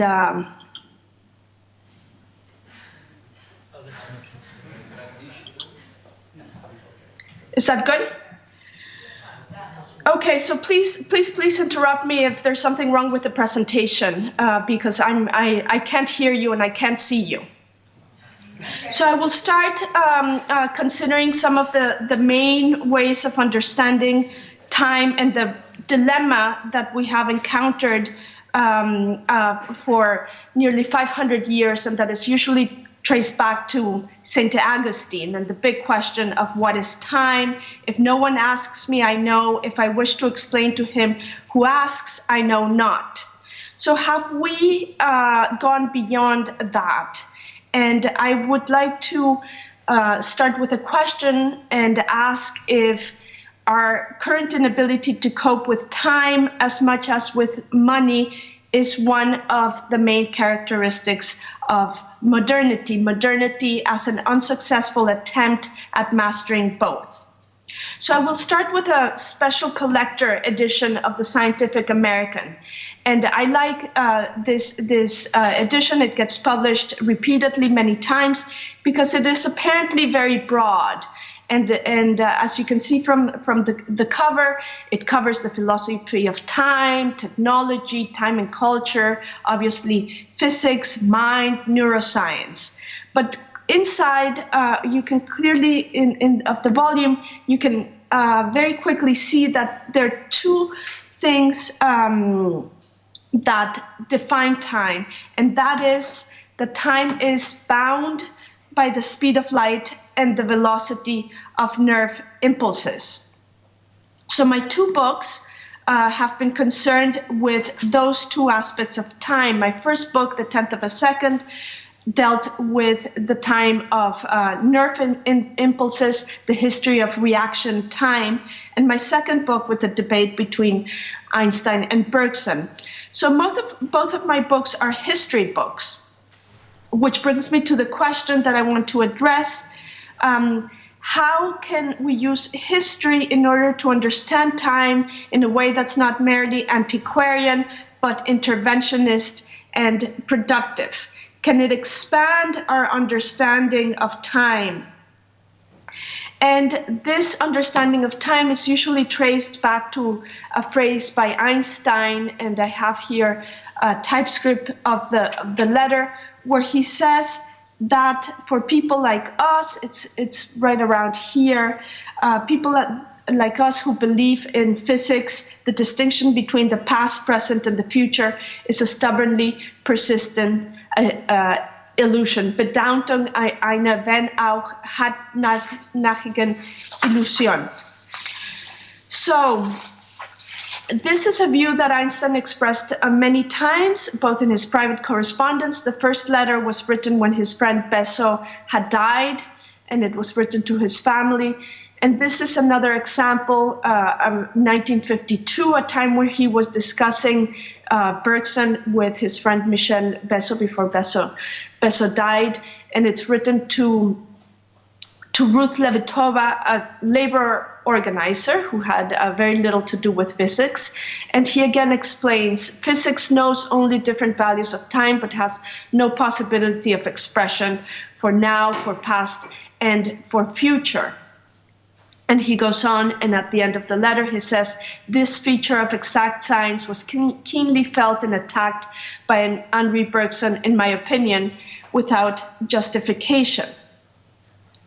Okay, so this is pretty much the way that physicists still deal with time. We have to remember that even when they discuss the time's arrow or entropy, the underlying laws are reversible. So even though they accept that one direction effects can happen, that in a way that's not only in our minds, these are not considered to be fundamental. They do not reflect an underlying aspect of time. So I will put up some quotes about this orthodox conception of time. One of them is by Carlo Rovelli, who takes pretty much the same approach and says time is a side effect of ignorance, that it is due to our mental infirmities that we feel time passing, but it's not fundamental to nature. The problem with this point of view is that it's not particularly convincing, particularly the block universe. The reason for this is obvious, and that is that it goes against our own experience, our basic understanding of temporality. So this is an image from an article by Adam Frank, again questioning was Einstein wrong, and tackling head-on this problem with what happens when science no longer takes into consideration our basic structure of experience.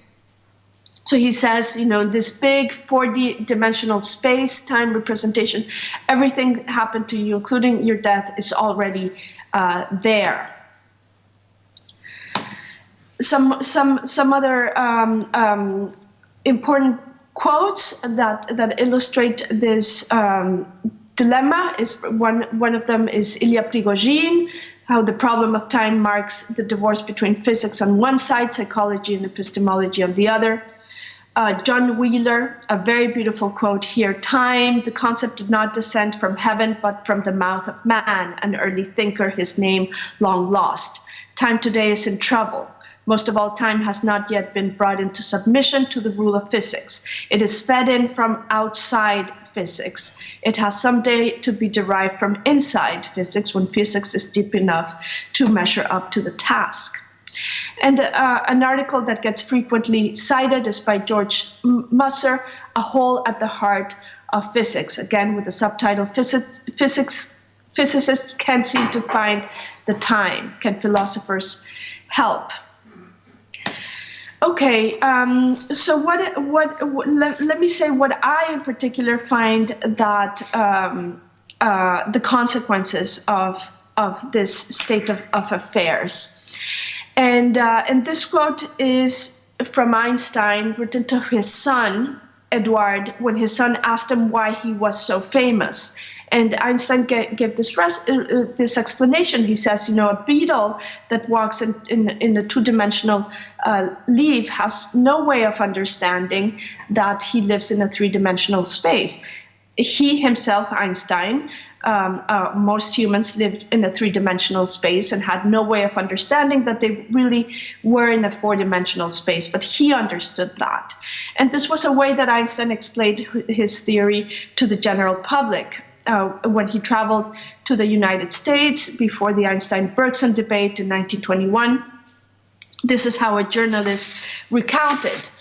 He said, "It began to trickle into his brain that the two-dimensional organism referred to was himself, and far from being the 13th grade mind to comprehend the theory, he was condemned henceforth to be one of the vast majority who live on Main Street and ride in Fords." And it is at this time that Einstein and some of his supporters, like Eddington, are using the fact that only 12 people understand the theory of relativity as evidence for how good that theory was. But of course, when only a few people understand the theory, and when it goes against the general structure of experience, there are some real problems that come.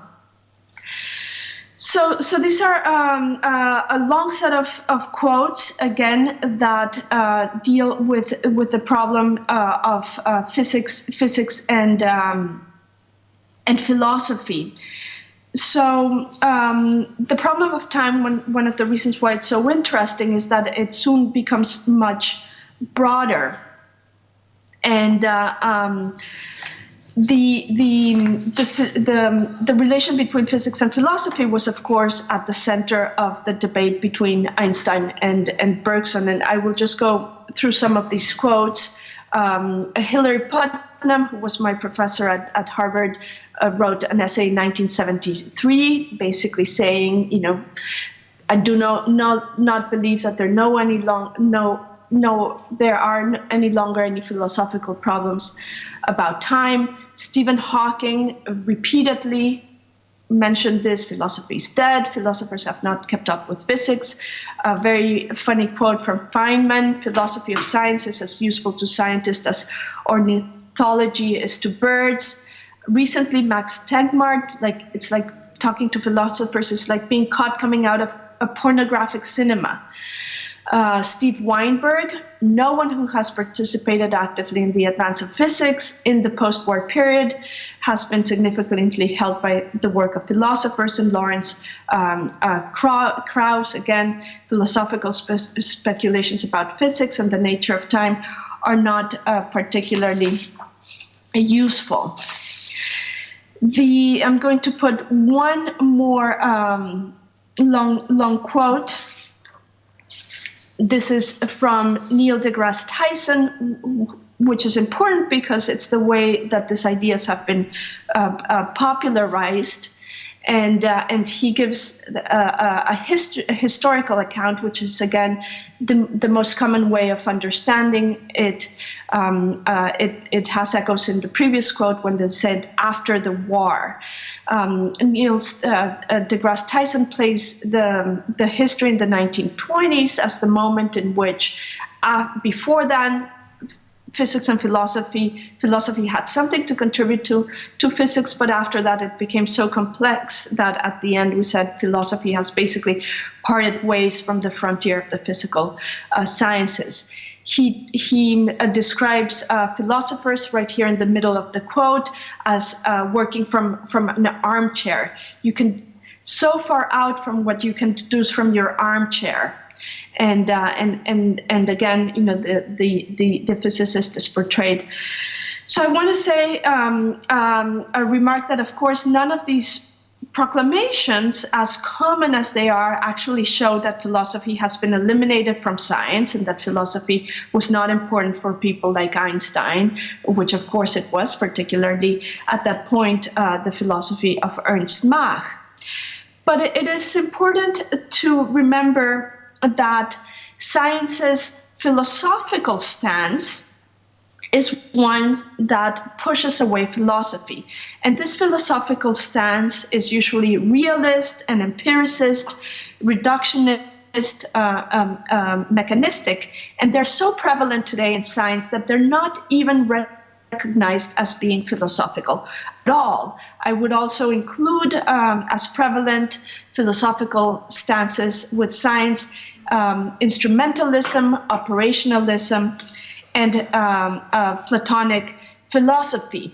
They are not acknowledged, but they're there. And again, I hope that this can clarify your further discussions of the topic, to always be aware that there's an implicit philosophy in science that is in large part one that masquerades itself as being non-philosophical. And it is this aspect that was raised by Bergson in his debate almost 100 years ago, on April 6, 1922, when at the end of his book, he said that Einstein's science that Einstein himself was the continuator of Descartes, and that his science had an unacknowledged materialistic and Cartesian metaphysics. That was something that he contested. So let me move to the debate, the April 6, 1922. And since I've written an entire book that most of you know about it, I will just highlight some of the most important or controversial aspects of the book and that discussion. So during that famous day, that encounter, Einstein uttered a phrase that became very controversial. He said, "Il n'y a donc pas un temps de philosophe." And of course, this was quite scandalous. We have the transcript of the debate, which is beautiful, and I'm sure some of you have read already, and the book that was published afterward, but that was already in print. So that night in Paris, Einstein wrote a letter to his wife. He said, "All went brilliantly well." He was eagerly preparing his trip back home, and he was holding a bag, not empty leather bag, filled with money, which had been given to him by the Baron de Rothschild. He was also able to save one piece of fine soap and a tube of toothpaste, and he promised to give it back to his wife when he returned. He was shocked to discover that the price of postage of a single postage stamp was 17 marks. He wrote, "In consideration of this, I'm not going to write very often."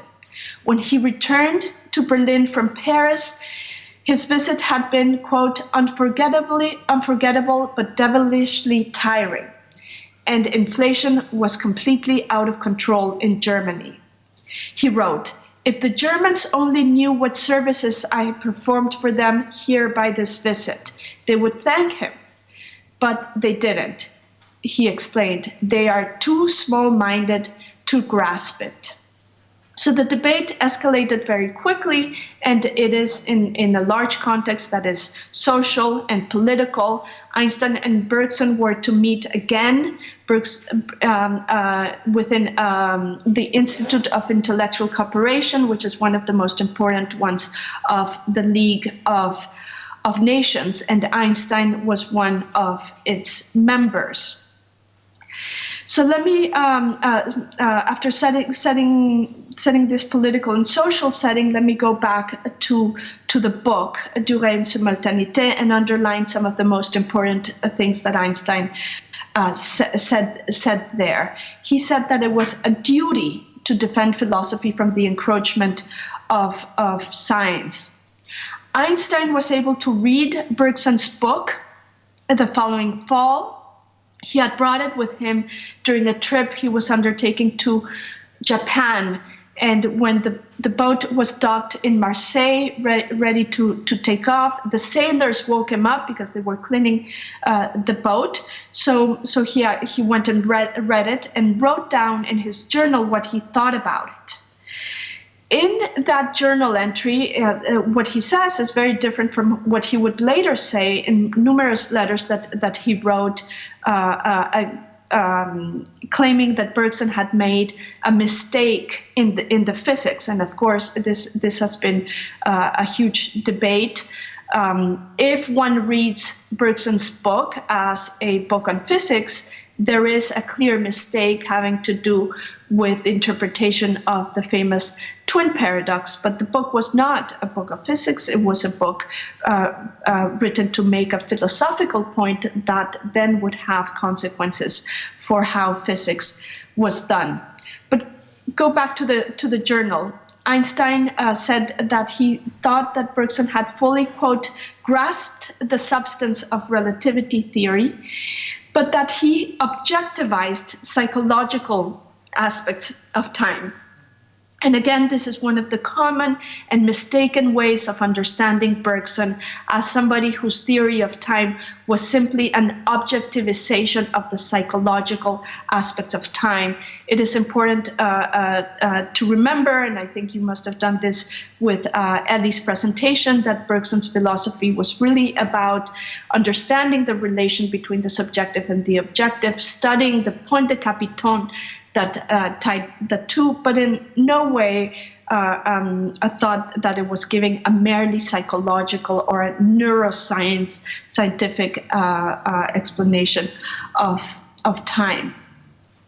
We have the consequences of this debate being felt when Einstein was awarded his Nobel Prize, and the prize was not given for relativity theory, but for his other effect on the photoelectric effect and Brownian motion. And the presenter that day said that it will be no secret that the famous philosopher Bergson and parents had challenged his theory. And he added that the verdict as to the value of the theory would be up to epistemology.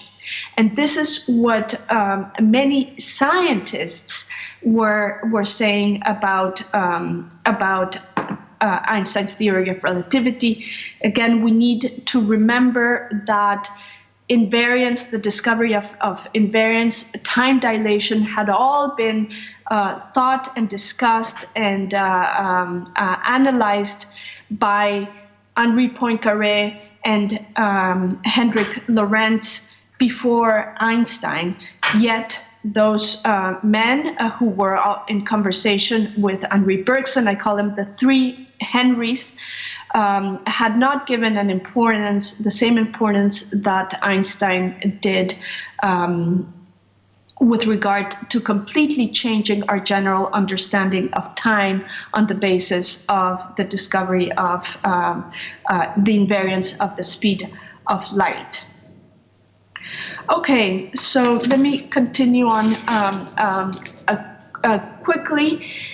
We need to remember that by 1922, Einstein had become a worldwide sensation, and he did this mainly not through the scientific community of his peers, but through newspapers and the public. And this was connected to the famous presentation of Eddington's eclipse expedition, that when they came back and announced the results in 1919, it was covered by the press.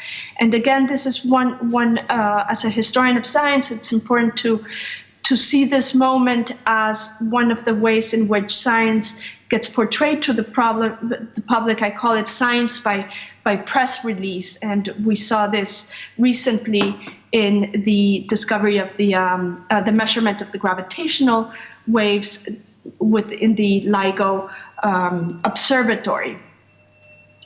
But the question, what I think that we need to go back and understand is, why was the bending of starlight so important? Why did it make the news in the way that it did? And here, I think, going back to the experience of physicists during World War I, as well as the experience of general soldiers, is key. So why should they care about the bending of light by the sun? Let me take a different perspective very quickly, one that introduces technology as much as philosophy, in order to show how the cosmological lessons of Einstein's theory of relativity, which we usually consider as universal and fundamental, emerged from a particular technological and historical context. And this is, of course, kind of, self-evident. Everything arises from a technological and historical context. But my purpose in doing this is to show how the history of relativity is connected to the history of the formation of rationality more broadly. What is causality? What is action? And how does that enter into scientific discussions? Again, I'll show some quotes to put the importance of the theory in the context of the life and death experiences of the science of the time. This quote is from Joseph Ames, a physicist at Johns Hopkins University, who wrote an article called "The Trained Man of Science in the War," and he is discussing this new way of determining where one could find the enemy artillery, called the flash and bang method. So although the finite speed of light had been noted since the 17th century, most scientists before Einstein believed that there were other signals that could also convey information instantaneously. But World War I really showed how dangerous that belief could be. It showed the dangers of neglecting to account for the different speeds of transmission between things, solids, such as bullets, sound, and light. So this quote discusses how when a gun ejects its shell in the direction of the enemy, the latter hears in succession 3 sounds. One is due to the passing of the shell through the air, a hissing sound, then the proper sound from the gun mouth, a boom, and finally the sound of the explosion of the shell. But this information was then compared against visual information, and the visual information was compared against the actual damage that artillery caused in the ground. So it is in that context that scientists started to discuss the importance of understanding why light, the fact that light was invariant and traveled at a different speed, was important to take into consideration. This is a quote from William Pickering from Popular Astronomy. He's discussing the theory of relativity, again, immediately after World War I. It has nothing to do with the war, ostensibly, but we see that the language is the same as these physicists were using during the war. He says, if instead of a sound of a gun being used as a signal on the train, we had fired a bullet, what happens? Then he asked readers to suppose that a gun is fired from the engine of a train that's moving. What happens is if the gun is at the rear of the train? And this is the way that I learned the theory of relativity, with these examples of trains in which one shoots sound, shoots actual balls, and then light, in order to show how light is different because it doesn't add up in the same Galilean way that other objects do. Another example, these are very common, this is from Charles Nordman, a friend who showed Einstein around during his visit. It's called the Einstein universe. It ostensibly has nothing to do with the war experience, but again, he is using this language, comparing the speed of light to the speed of the Bertha shell, which is approximately 1,300 meters per second. He says, of course, relativistic contraction is negligible for these velocities, but it's not when we use light and we start comparing the three of them. Mary Clow, an author of Time and Its Importance in Modern Thought, actually was struck by this kind of language in the descriptions. I think perhaps the fact that she was a woman, and she noticed how readers were given a carefully graduated series of examples, beginning with what she called the flash and the bang of a distant gun, then going on two guns between which an observer stands, and ending with what she calls a full-blown Einstein and trains and light signals. If you do this, he will admit that it follows from these that simultaneity, after all, is relative. So I'll show you quickly a movie again, which illustrates this convention in pedagogical accounts of relativity. It's just a few minutes.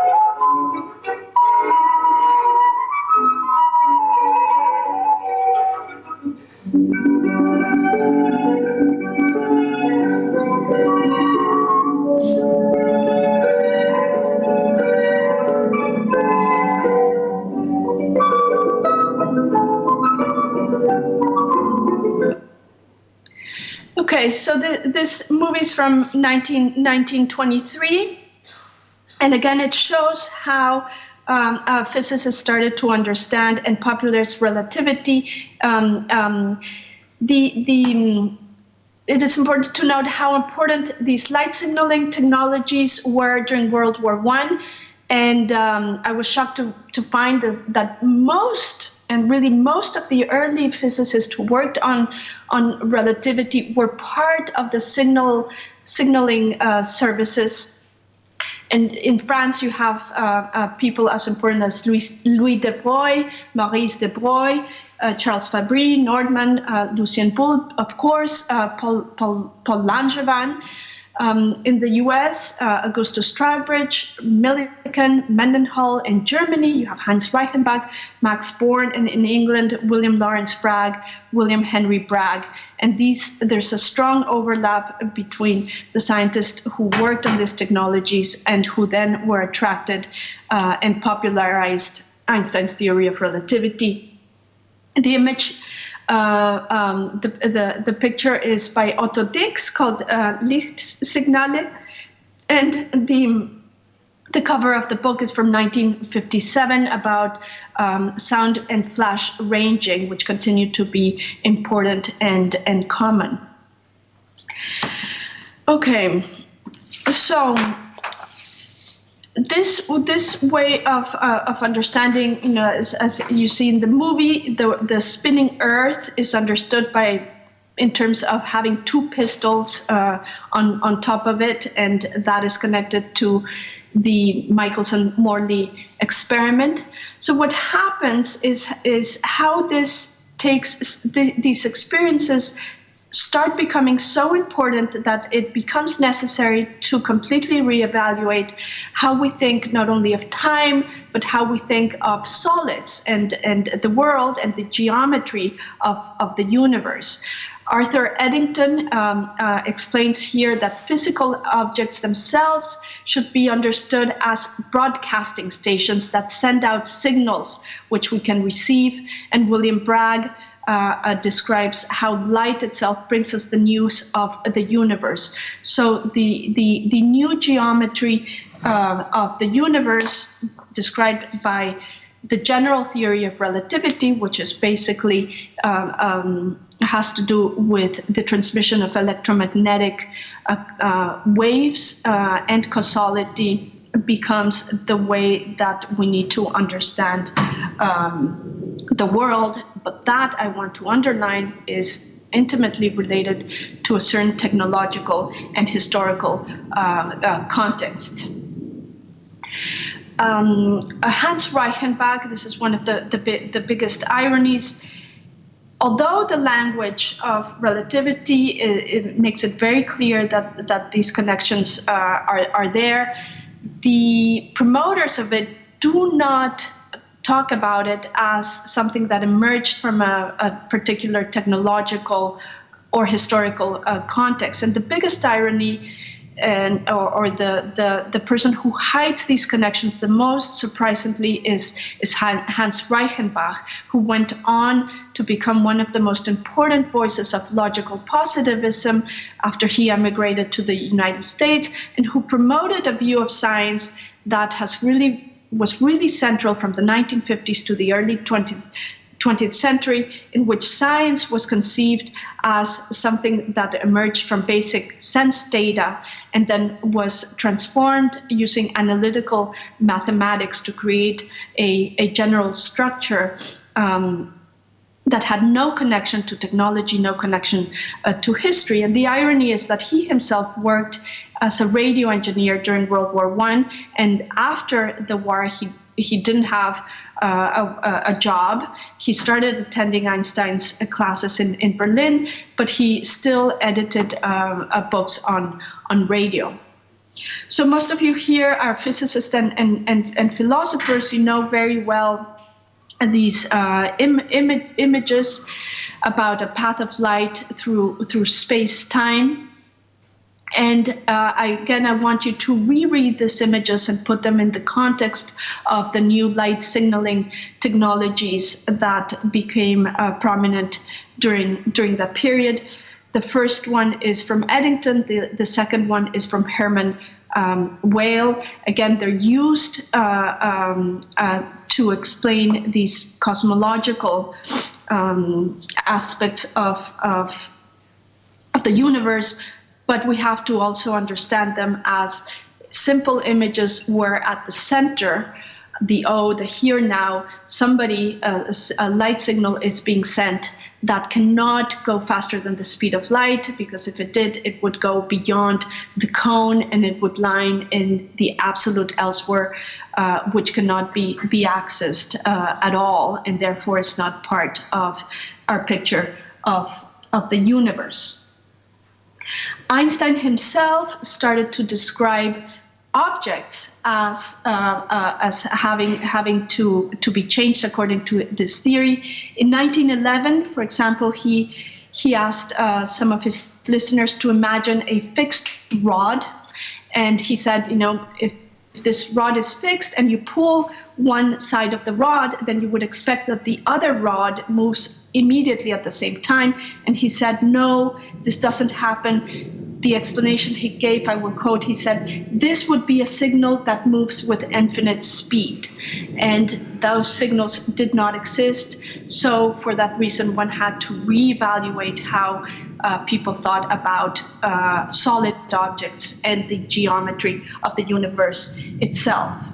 So after World War I, the realization that no message could travel at speeds faster than light, often associated with Einstein's theory, became tightly coupled with the development of light-based communication technologies that moved from military to civilian contexts. Commercial applications for long-distance signaling technologies flourished after World War I, and the relevance of Einstein's light signal-based theory increased in wider culture as electrodynamic technologies transmitted more and more messages across wider distances. New means of combining telegraphs with typewriters and printing presses made the science of electrodynamics relevant for visual culture, mainly newspapers and daily press publications. This is Einstein's universe. That light was the fastest signal originally was an elementary lesson in the world of telecommunications. And then with Einstein, it became a transcendental and universal law of nature. So let me move to my conclusion so that we have some time for discussion. My point, as I said, is not to show that technology is important for science or merely to disclose the context.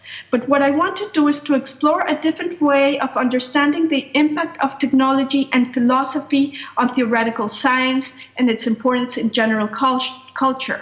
It doesn't really matter how scientists themselves portray their own work or their professional affiliations or their direct involvement with technology or where they're getting their funding, if it's from engineering, military, or industrial sources. What's most interesting is to investigate the role played by technologies in shaping rationality more broadly. Changes in our everyday technical landscape affect how individual subjectivities and theoretical science arise in subtle, covert, and profound ways. These affect how rational subjects are allowed and able to think, reason, and act in their own world. These changes affect theoretical science not only in the period of its development. I don't really care if it was 1905 when these stories, when the first paper of Einstein was written, but it requires thinking about the development and throughout the whole period in which the science is valid and the uptake in the general culture. So I argue that we move from a narrow understanding of action and a limited sense of responsibility that is connected to of the genius to an inquiry into the broader transformations that affect society in a way that change what rational subjects consider to be realistic and possible. This has ethical and repercussions as well. So, for example, if we go back to the history of this time period, we have a picture here of Einstein in his trip to Japan. Let us be attentive to the fact that he's wearing a wristwatch.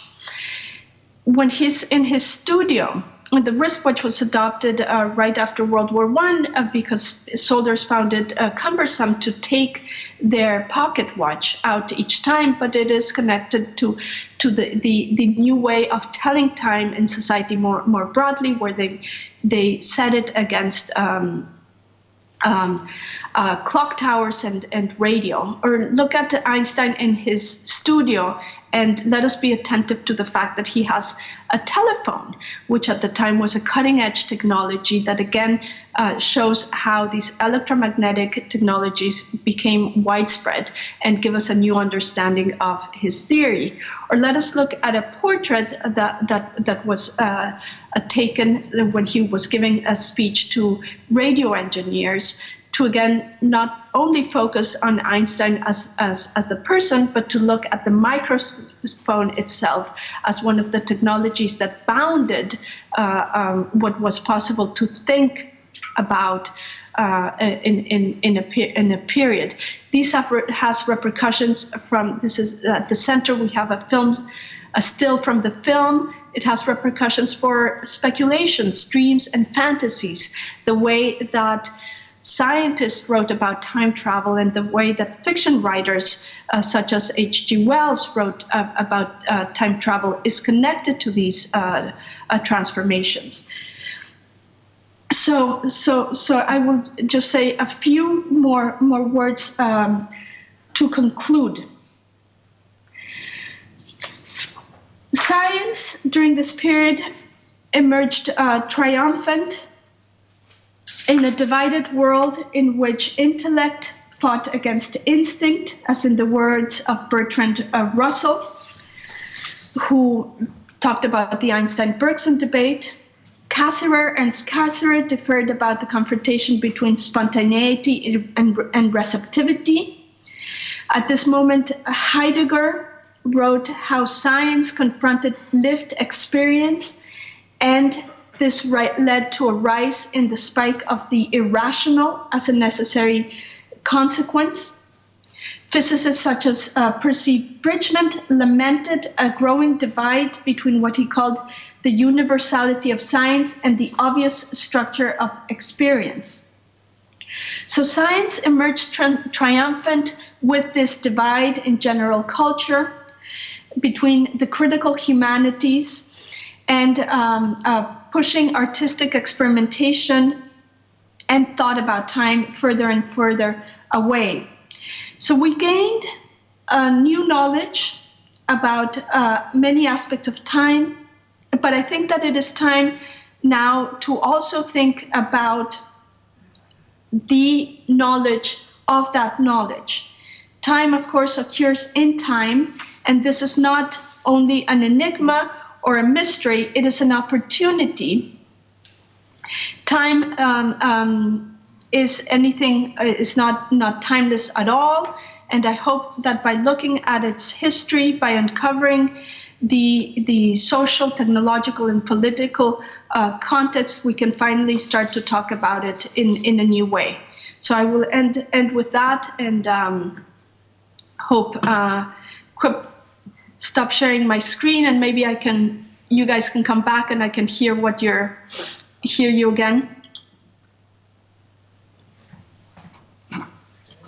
Can you hear me?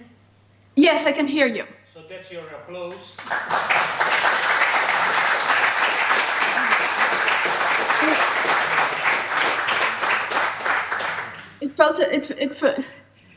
I hope you heard me. It felt strange not being able to see you from my side.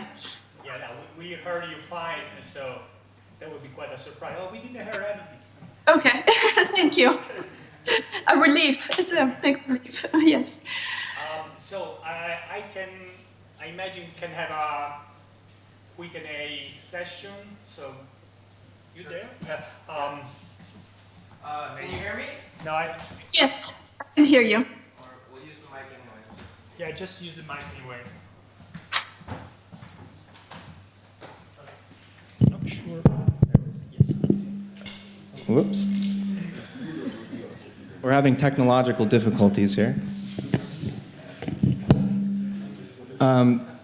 Thank you very much for this presentation. I wonder if I can ask a question to help clarify some of your concluding remarks.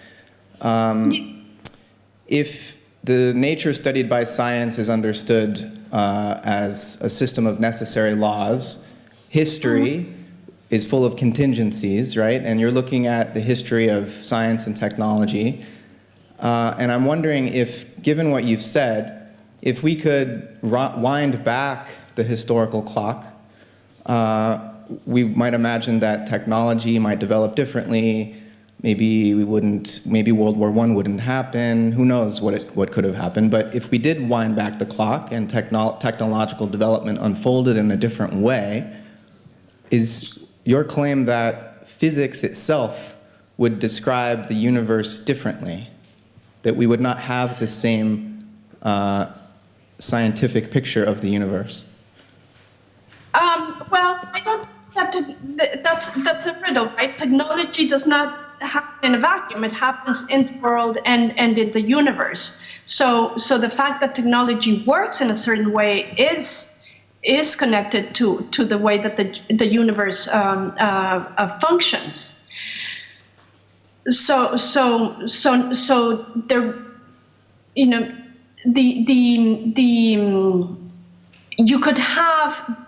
one could imagine different kinds of technologies, but they would still be tied to the laws of the universe. So the contingent development of technology. Because I was muting the microphone because of it. So then we can imagine there's not a disconnect. Right. Technology depends upon the causal necessities of nature. But if we wind the clock back and different technologies are discovered, invented, and developed, we would be sensitive to different features of nature. Absolutely, exactly. So let me give you an example going back, further to the time of Descartes and to my first book. So before the 19th century, people thought that people reacted in synchronicity. Is the echo too bad? The echo's fine. Yeah. Should I go on? Yes. So people thought that one reacted in synchronicity with the world, that you didn't have this reaction time, this 1/10 of a second. And for example, Descartes, when he talks about, he gives an example of a little boy reacting to a fire, he says the reaction occurs at the same time. It's the same as when one pulls one string of a bell and the bell rings. But modern technologies, when we became attached to instruments, electrical instruments, that and cars, a brake, a steering wheel, and gave us a sense of how slow we reacted. This is the period in which scientists started to get obsessed with that slow reaction time, which was around 1/10 of a second, and technologies such as cinematographic cameras revealed this slowness. Of course, if one grabbed a cinematographic camera and in a fantastic way took it back to Descartes' era, it would have revealed this slow reaction time, but we just weren't aware of it.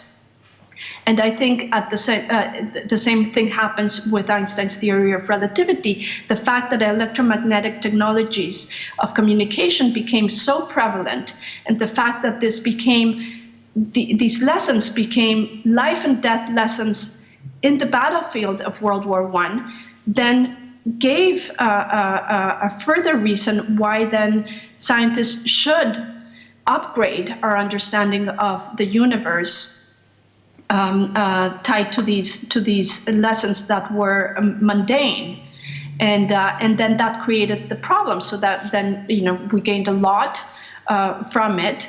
The problem was this divorce from general experience when we're not in a situation in which we're traveling at speeds closer to the speed of light, or we're not in the battlefield, and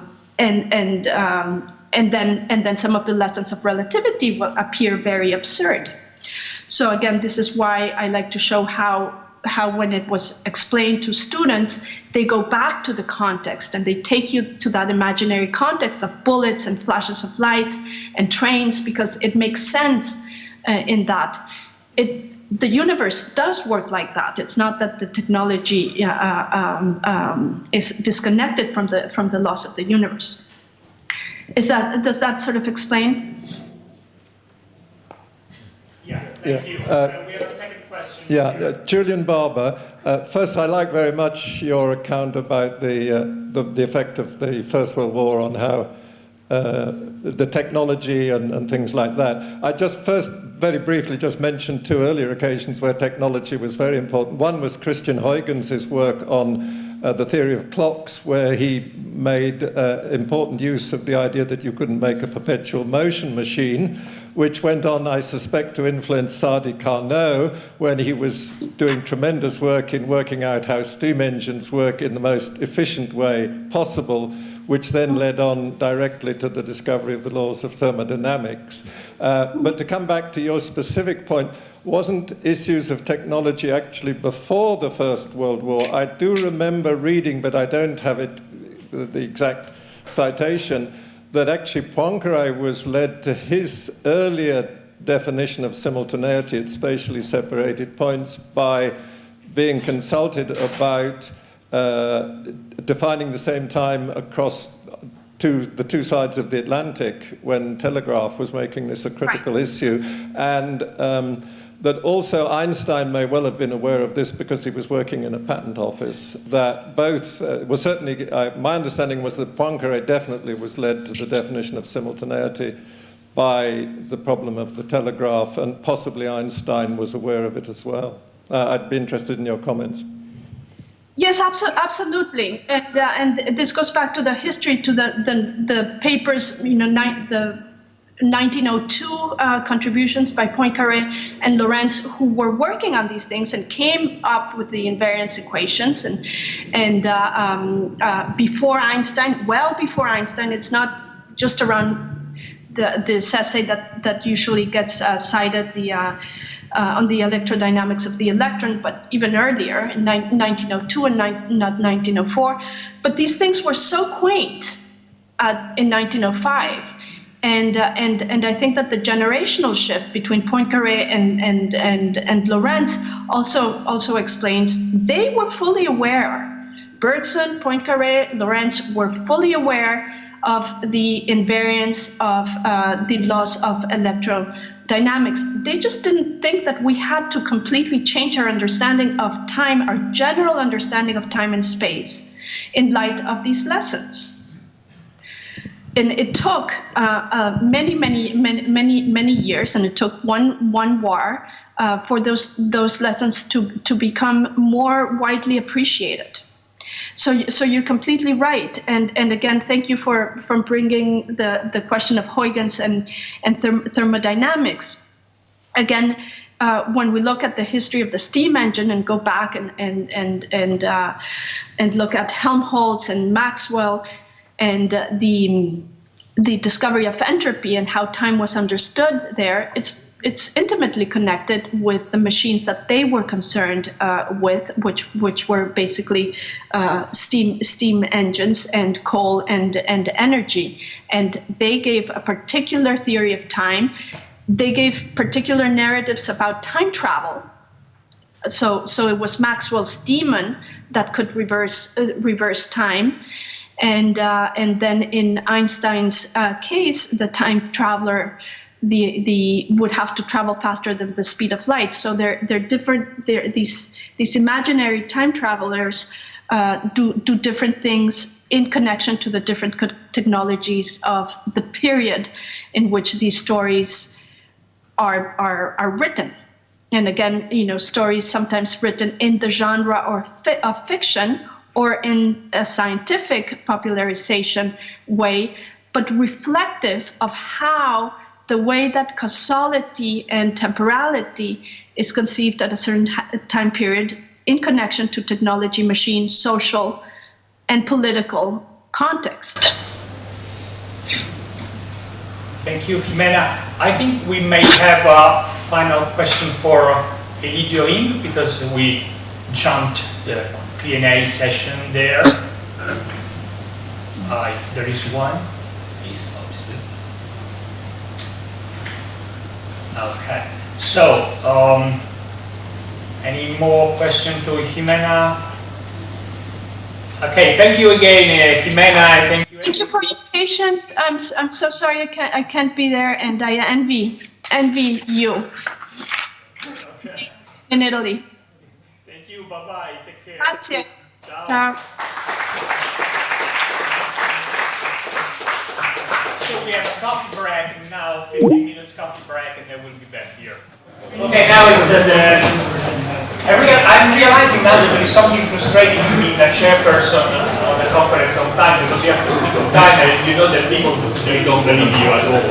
So, but now time has arrived, and it's my pleasure to have Eugenio Coccia as our next speaker. Eugenio is a physicist working on the gravitational waves, and is also the rector of the GSSI here, which is a challenging kind of institute for Italy, because it's an institute of research. And we asked Eugenio to help us and help our students in having some basic elements of physics and the physics of time, because this morning was more on an historical and so to say pedagogical aspect for our students. And so, but I think Eugenio will tell us straight. You have. Okay. Yes. Is feeling. Yeah, okay. No, you have been, okay. Good. So, okay, thank you. Thank you, Eugenio.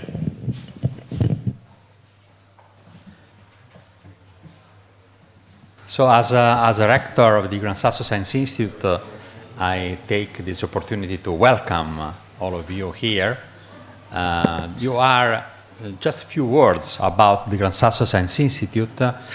This is an institution, a PhD school and advanced study center, which was recognized as a new university in Italy since 2016, so quite recently. We have 4 PhD courses in astroparticle physics, which is in tight relation with the research of the National Institute of Nuclear Physics, the Gran Sasso Laboratory, the Virgo gravitational wave antennas, and cosmic rays facilities, and so on. Then we have mathematics in natural, social, and life sciences, computer science, and social science, with a PhD in urban studies and regional science. So just to explain you where you are. I mean, we have now 160 PhD students already, and we are one of the 6 special school, let's say, in Italy, together with the École Normale in Pisa, the Scuola Normale, the Sissa in Trieste, the IUS in Pavia, the Sant'Anna in Pisa also, and the IMT in Lucca. So have a good time here in Gran Sasso Science Institute. And now I will present you some slides. I thought to give you some outreach talk in a way. So it's not a talk for really a scientific workshop, but more for students, for maybe non-physicists which attend this conference. And let me start with another advice. Since there are many students Italians, of course, and I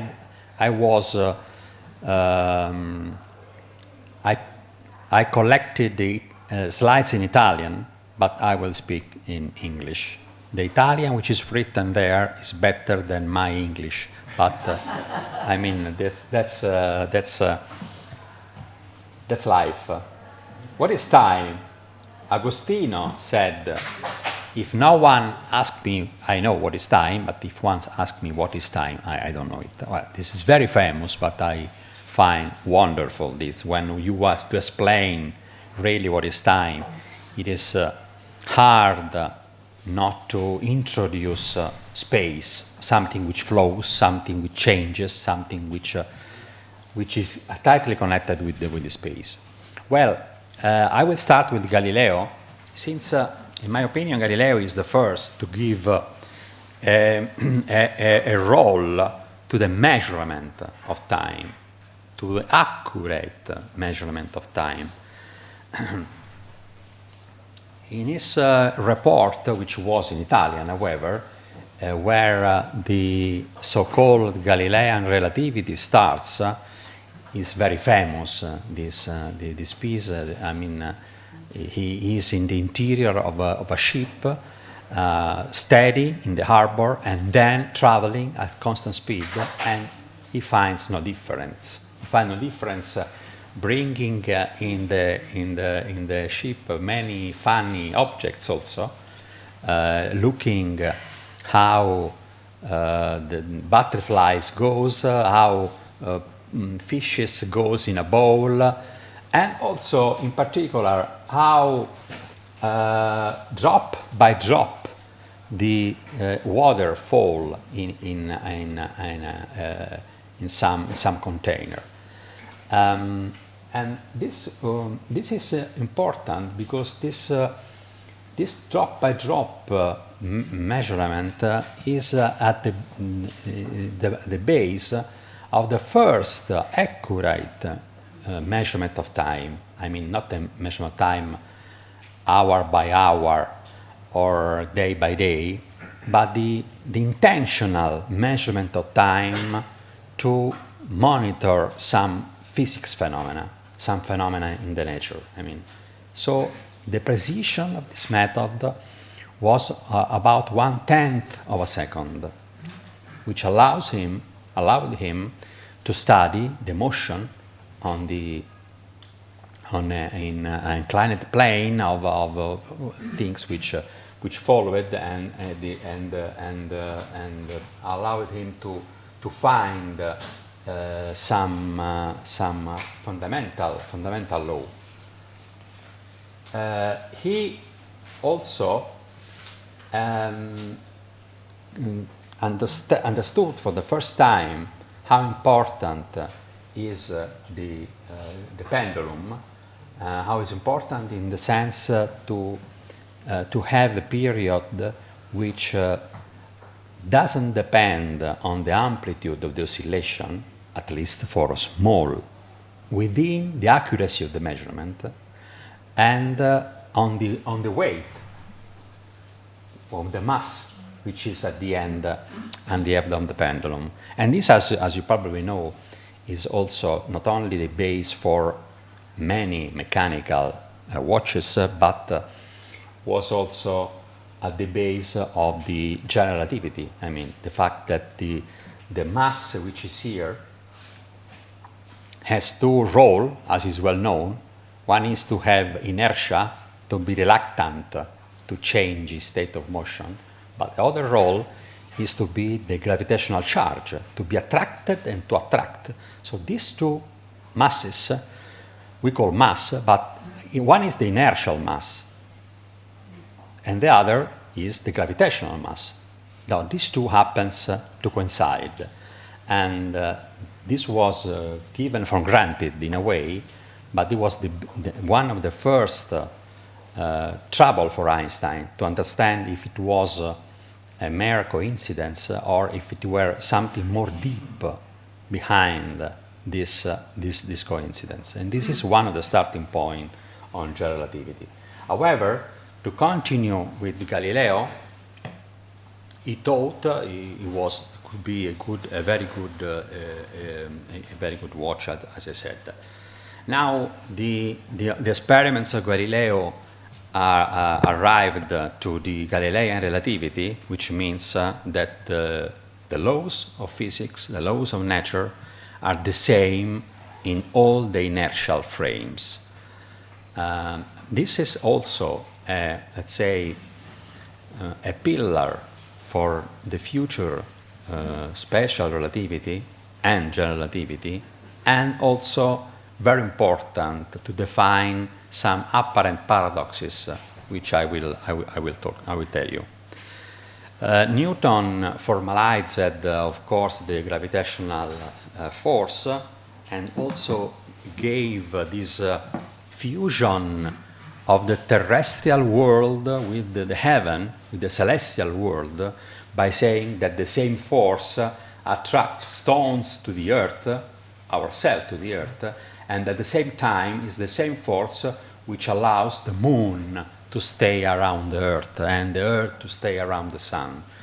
So this fantastic achievement is known as the universal gravitation. Gravity is the same everywhere and explain, as you know, all the planetary motions. But about time, in particular, Newton formalized that the time it flows uniformly everywhere, and is called the duration, he say. And it makes a difference between this time, which flows everywhere, even where there is nothing that moves. Like absolute space, which is everywhere, even where there are no objects to define distances. So the time is always on, let's say, everywhere in the universe, even where there are no things, nothing happens, nothing changes. And so we can imagine the absolute time like a picture of the universe, the same for all, which flows in time.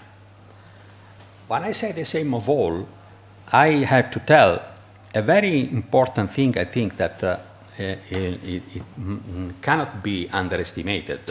And it's the fact that for Newton, the gravitation is something which is prisoner of the source. I mean, the sun attracts, but attracts in such a way that if the sun moves, suppose the sun moves, all the gravitation moves with him at the same time, everywhere. So this is sometimes, we say, the infinite speed of the propagation, which is true in Newton. This will be no more like that when, after the Maxwell equations, the introduction of the velocity for the interaction, and then, of course, extrapolating, also gravity must have some speed of propagation, not infinite. But for Newton, this absolute space and absolute time is such that the same time is everywhere for all the observers, and that every feature every response is immediate. So we cannot speak of a gravitational field, for instance, respect to Newton, because it is a field which is tightly connected, rigidly connected with the source, and it moves everywhere with it. So this is quite important also to understand the changements that the Maxwell equation introduced. As you know, Maxwell introduced the theory of electromagnetism, and those are a way for writing the equations in which the actors are the electric field and the magnetic field, and the current, of course, also. Now, the surprise in this equation is this constant. This is the speed of propagation. And the tricky things, which was underestimated at the beginning, I think, is that this is a constant. It's an absolute constant. I mean, does not depend on the speed of the source or on the speed of the detector. it is like that. So we have seen before a short video of the two bullets but you have to understand this was something very tricky at the time. How it is possible that the speed of something does not depend on the speed of the source which emits something? This is unnatural in a way. And of course, the way out was to think of a medium which was recalling the absolute space of Newton and the ether of the Greeks. So let's say the exit strategy for these tricky things was, well, okay, there is one preferred reference frame, and in that reference frame the speed is c. This is the way out for saying, for understanding how it is possible that there is an absolute constant in these equations. It means that there is an absolute space. It means a reference frame, preferred reference frame, privileged, in which the speed is c. But, of course, if you move respect to that, and the Earths move respect to that, then you cannot measure c. You measure c plus the velocity or minus the velocity, depending, like the balls, I mean, like the stones, like everything you can throw, the arrows, I don't know. So the surprise was where, as you know, when Michelson and Morley experimented the fact that c was c, and no way, I mean, you can send a ray of light going on a Ferrari, and the speed is c. The speed is c seen by someone which is surpassed by the Ferrari, or someone which goes against the Ferrari. C is always that. For all reference frame, in all reference frame, speed propagates at speed c. And that was something which, this is the experiment of Michelson and Morley. I mention it because it is also the instruments which allowed the measurement of gravitational waves. I mean, it allows to compare to ray of light. This is a laser, like I am Einstein. This is a laser. I mean, and this is a mirror which is splitting the light. Part is transmitted to this mirror, part is reflected to this other mirror. So the two rays of light follow perpendicular path and then came back and are compared here. It's this comparison which allows us to see if the space was the same or if the speed of the medium in between was the same or not. Just to see how it works, for the sake of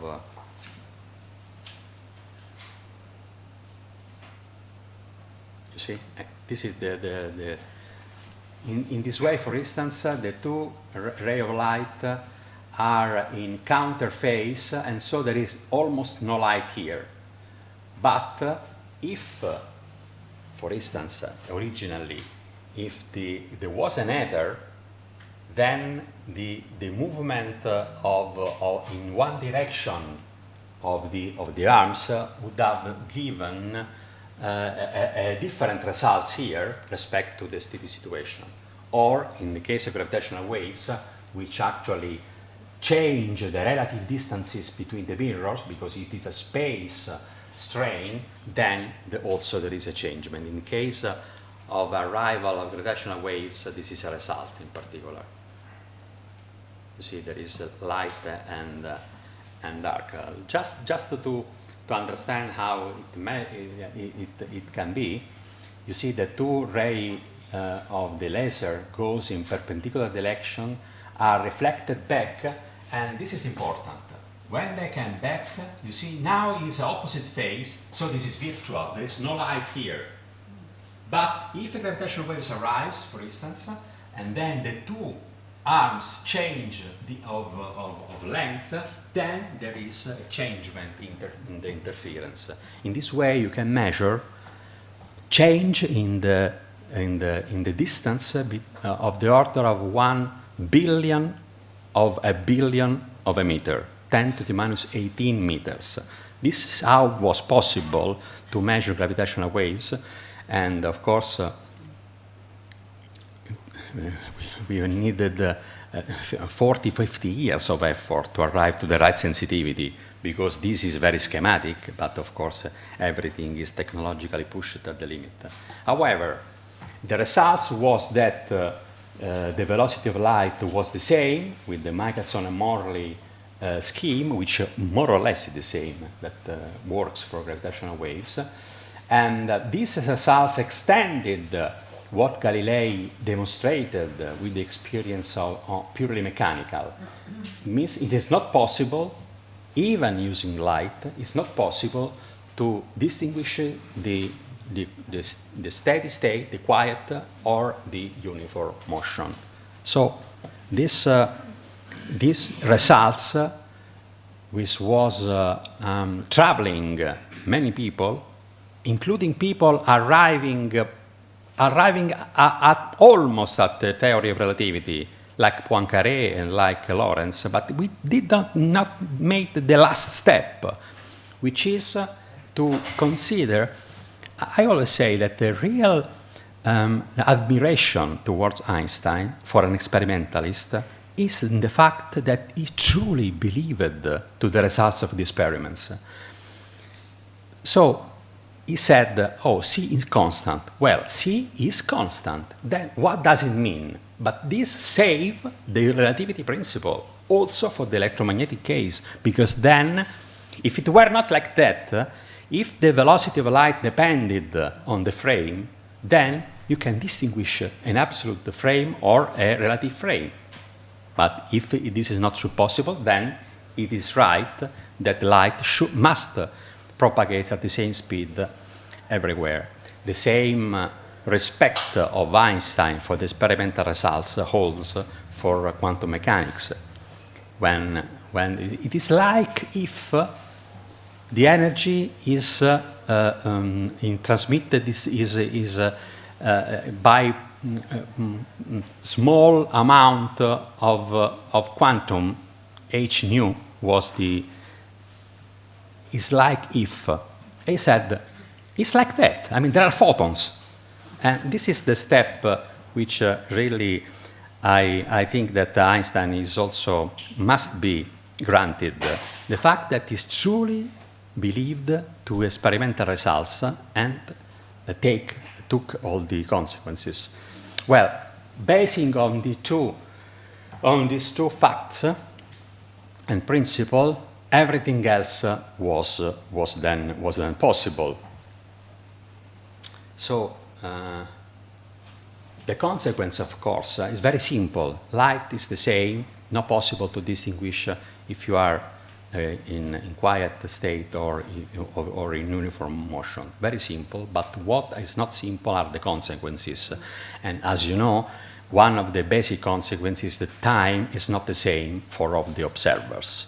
The interval of time is not the same. And it is very known, this example. I can construct a clock, a watch, simply by light going up and down between two mirrors. Then this makes tick, tick, tick, tick, tick, tick. It is a watch. Then if I see this watch going on a train passing, this watch, the light is going like this. So the path is longer, but the speed of light is always the same. Must be the same everywhere. So this makes this watch going slower. For me, I see this watch going, this watch is going lower than my watch which is with me. But this is a consequence of the fact that the speed of light is the same. Otherwise, if the speed of light is not the same, if there was something playing with the stone, going with the stone up and down, then when I see the train passing, the stone has not the same speed than my stone. The speed is larger, and the time interval is the same. So this is the basic fact, is that the speed of light is the same also on the train which passes. And the consequence is the time measured for me on that watch is larger, and this is very known. The Lorentz factor is very known. Of course, if you see this time dilation, which I feel on the watch which is passing, is almost zero. It's very difficult to appreciate, if not at very high speed. Only when the speed is a substantial fraction of the speed of light, then I can appreciate this difference. This is why this pass unperceived, of course, for centuries, let's say. Then another consequence, which can sound like a paradox, but is not a paradox, is this fact which is due to Bruno Rossi, an Italian studying cosmic ray physics. There is a particle, which is the muon, which has a decay time. We know this particle is produced by protons impacting on the atmosphere. So at a certain moment, it is produced at a certain height, and since I know the lifetime of the particle when this particle is in front of me in the lab, then knowing the velocity, I knew exactly the length that it must do before decaying. And with this length, it cannot arrive on Earth. But it arrives on Earth. How it is possible? Is because being on the particle, I measure a certain decay time. But here, if I am on the particle which travels, the decay time which I see, the decay time which I see in the particle is much longer because of the time dilation.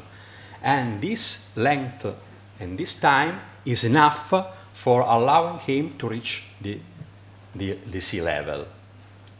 Now, the paradox is that, but for the muon, being on the muon, the time is the shorter time. Is the real time. So how I can arrive on Earth? This is because together with the time elongation, there is a space contraction, a length contraction, and so looking the muon does not see the sea level so far. It sees that the atmosphere is contracted. So even if the time staying on the particle is the shorter time, but it arrives on the Earth because the atmosphere is shorter. And this is the situation. The staying on the proper time of the particle, the time life is shorter. If I look at it from here, it is longer and it arrives on Earth. But for him, the time is shorter, but he sees that the atmosphere is shorter, and then he arrives. In every case, the results must be respected, of course. So it is not a paradox. Also, it's not a paradox the fact that there is no more simultaneity in special relativity, and this is also very known. It is always a train and an observer or an experimentalist here, which with the two laser light like that, one in one direction and one in the other. So the same times is taken to reach both ends of the train. For him, he is on an inertial frame. He cannot even feel that it moves, like Galileo in the ship. So if I have two laser light, they arrive at the end at the same time because I am in the middle. But for an observer, which is on the station here, this part of the train moves towards the observer, toward the experimentalist. This part moves away, and so he sees the light arriving here first and then there. So a situation which is simultaneous for this an event is not more simultaneous for the other. So this is very known, as is very known that the fact that the speed of light is a certain number, c, then in space-time Cartesian coordinate, here and now is here. If I remain here, of course the time flows and I go there, and I will be here in 1 hour, for instance. But I can move, of course. I can move with this speed, go around, or I move with this speed. Maximum speed is the speed of light. So this makes this part of the plane allowed for my movements, or the movements which I can provoke, and this part is forbidden because nothing can go with a speed larger than light. So I have a future possible, which is here. I came from a past and I'm here now. So this cone, of course, should be thought everywhere. And so the present for me now is not the present of no one else.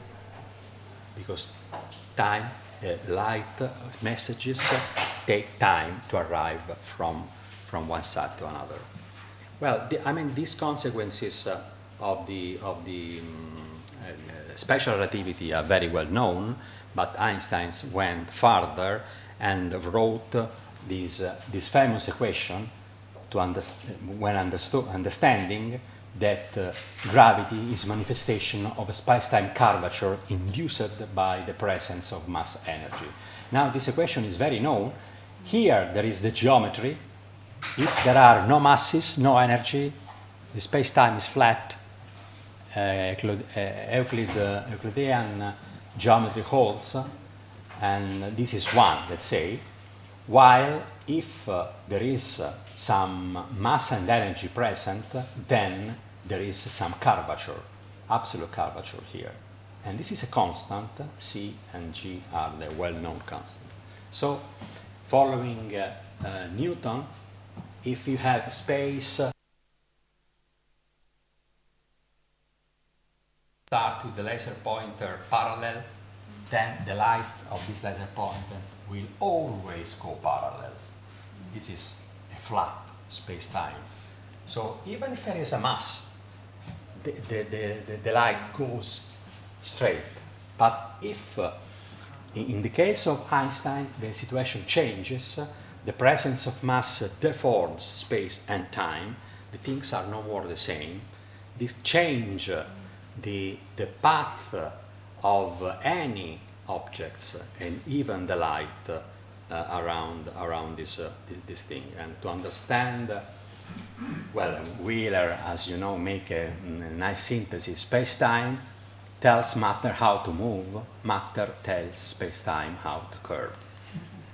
So when I tell to in outreach talks, even to very young boys, the heart of general relativity, I always make this example, that imagine two people, one physicist and one philosopher, for instance, they decide to perform an experiment. They go straight in a direction which is perpendicular to the other, and they think to stay on a plane, on a flat space, flat land space of Hubble. Everything is infinite and absolutely flat. Then they know the geometry, the Euclid geometry, and so they think to go on a parallel line. So if they measure their distance, they think to measure always the same distance. Actually, they perform the experiment and they feel that they go, they are nearer. So the physicist says to the philosopher, you didn't do your job, and the other, but it's like that. So they conclude, what they conclude? They may conclude a la Newton, saying, well, there is something which attracts us. In fact, in the workshop, physicists and philosophers are here because something attracts us, and this something is time. However, this thing, the one conclusion, possible conclusion is there is a force. Space is flat, but there is a force which attracts us. Or they can conclude, like Einstein, maybe the geometry is not flat. Maybe we live on the surface of a sphere. Then, going in this direction, which is perpendicular to the one which connects to the other, you see that, for instance, starting from an equatorial line, we go near and near, but not because there is a force. We are obliged. I mean, it's the geometry. It's not a force. So the introduction of a curved space moves away the hypothesis of a force. This is the Einstein conclusion, that there is no gravity force, but that in a curved space-time these things can happen.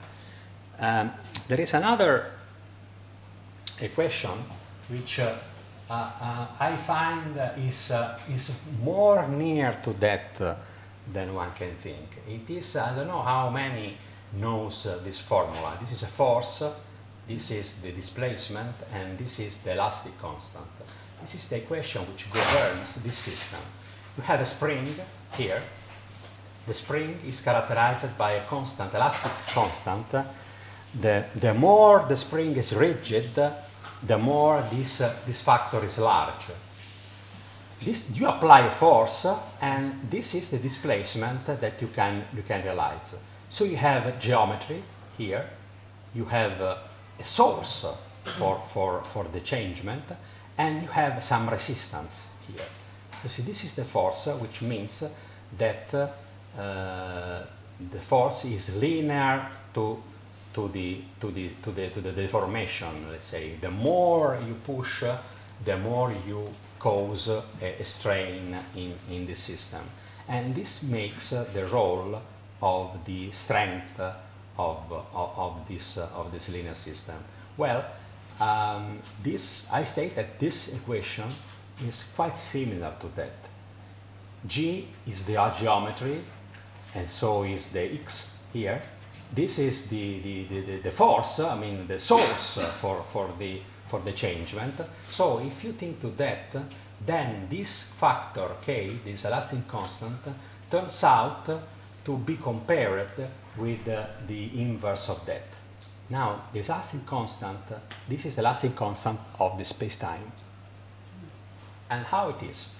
Well, c is a very big number, g is a very small number, so this k is 10 to the 45, it's enormous. So it's very stiff. Space-time is the more rigid medium you can think about. It's very hard to deform space-time, very hard. Only the sun, with its astronomical mass, have an impact, and you see the impact on the system around, because the planets don't go straight, but goes around in elliptical shape. We see the manifestation of the curvature of the space around the sun. This was demonstrated by Eddington in a very famous experiment in 1919. If there is a rate of light here coming from this star, this ray of light doesn't go straight. But because of the presence of the sun, it curves. And from the Earth, the apparent position of the star is here in the sky. It's not where it was. And so Eddington, with an expedition in the Principe Island in the middle of the Atlantic Sea in 1919, was able, during an eclipse, of course, to see the star around and to see that the stars were not in the same place when in the night, when there was not the sun there. So the star was moving away, let's say. So this was the experiment which gave to Einstein a lot of attention from all the media also. Perhaps I have here the New York Times news.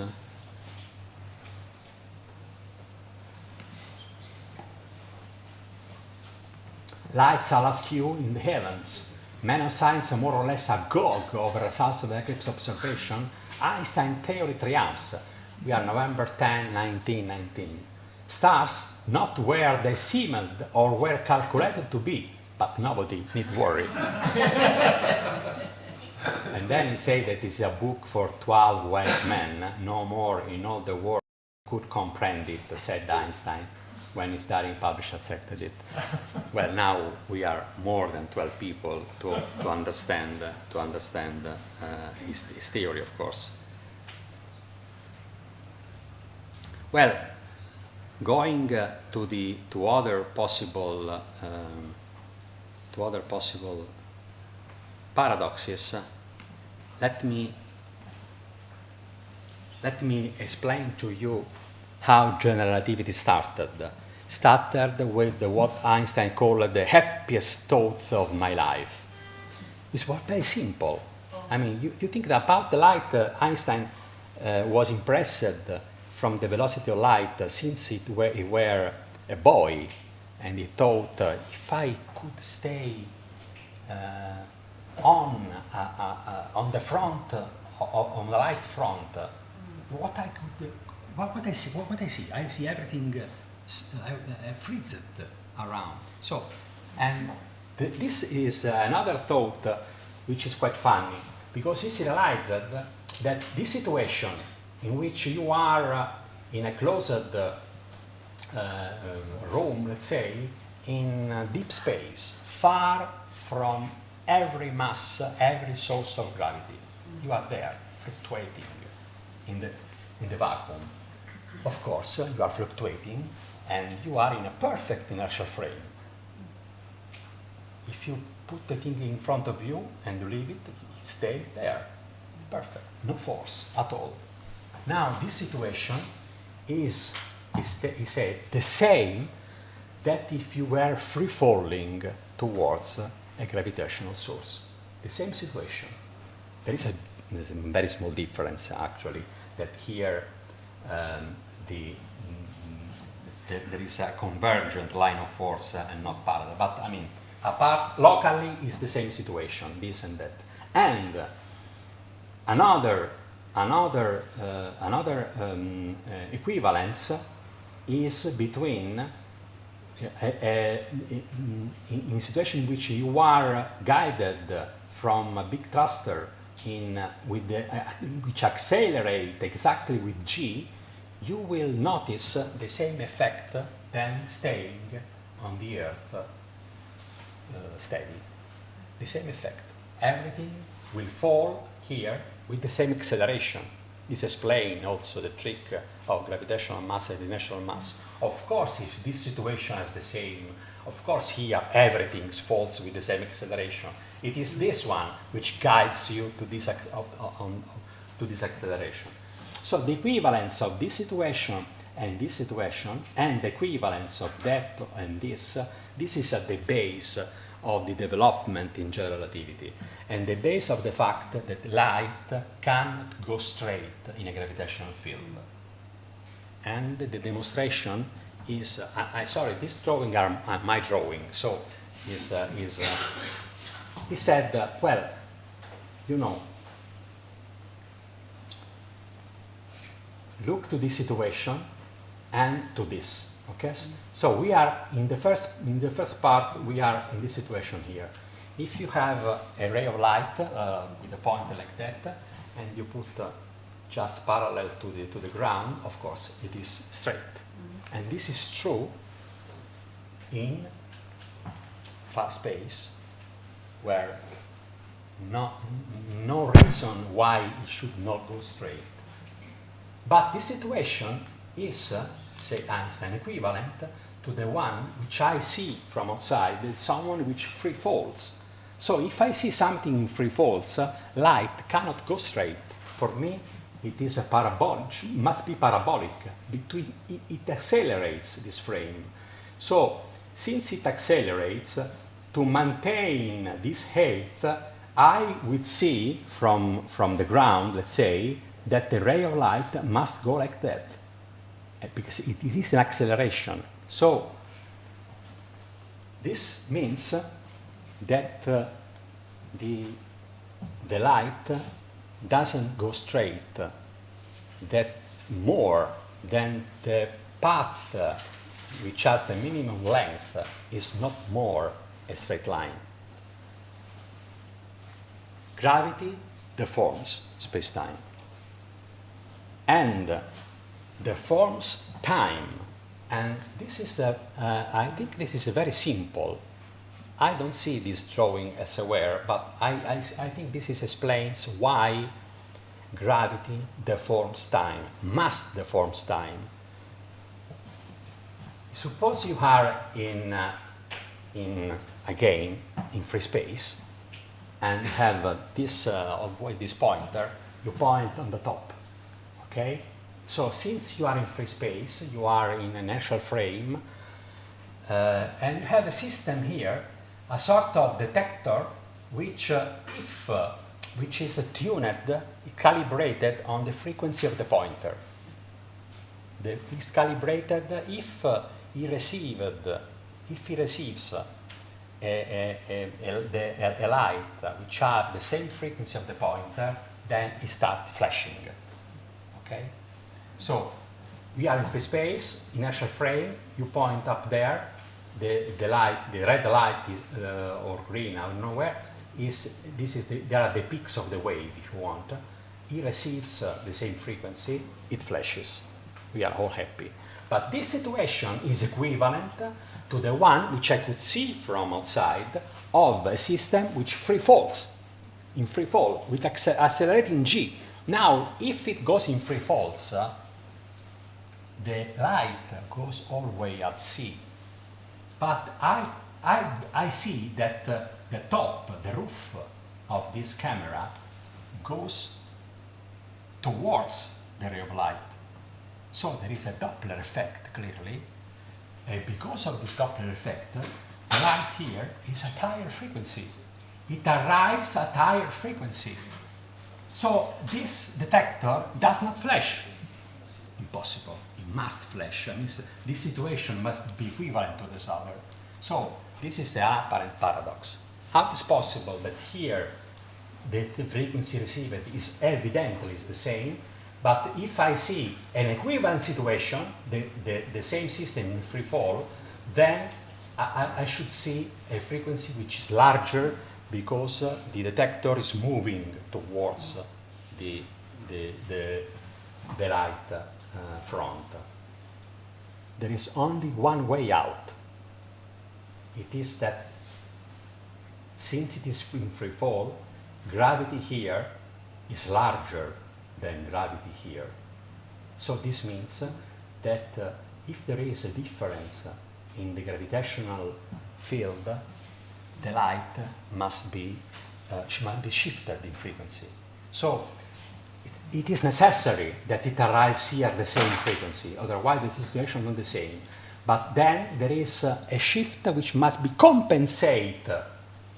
This upper shift here must be compensated by a lower shift due to gravity. So in a gravitational field, it is necessary that if I go with a pointer blue, let's say, going from a big source of gravity, then going up, it has a red shift. Can't be the same frequency here and there, because it must compensate in this Gedanken experiment, must compensate that. So this means that time does not flow with the same rate in different points of the gravitational field. Where the gravitational field is stronger, light, the times goes slower.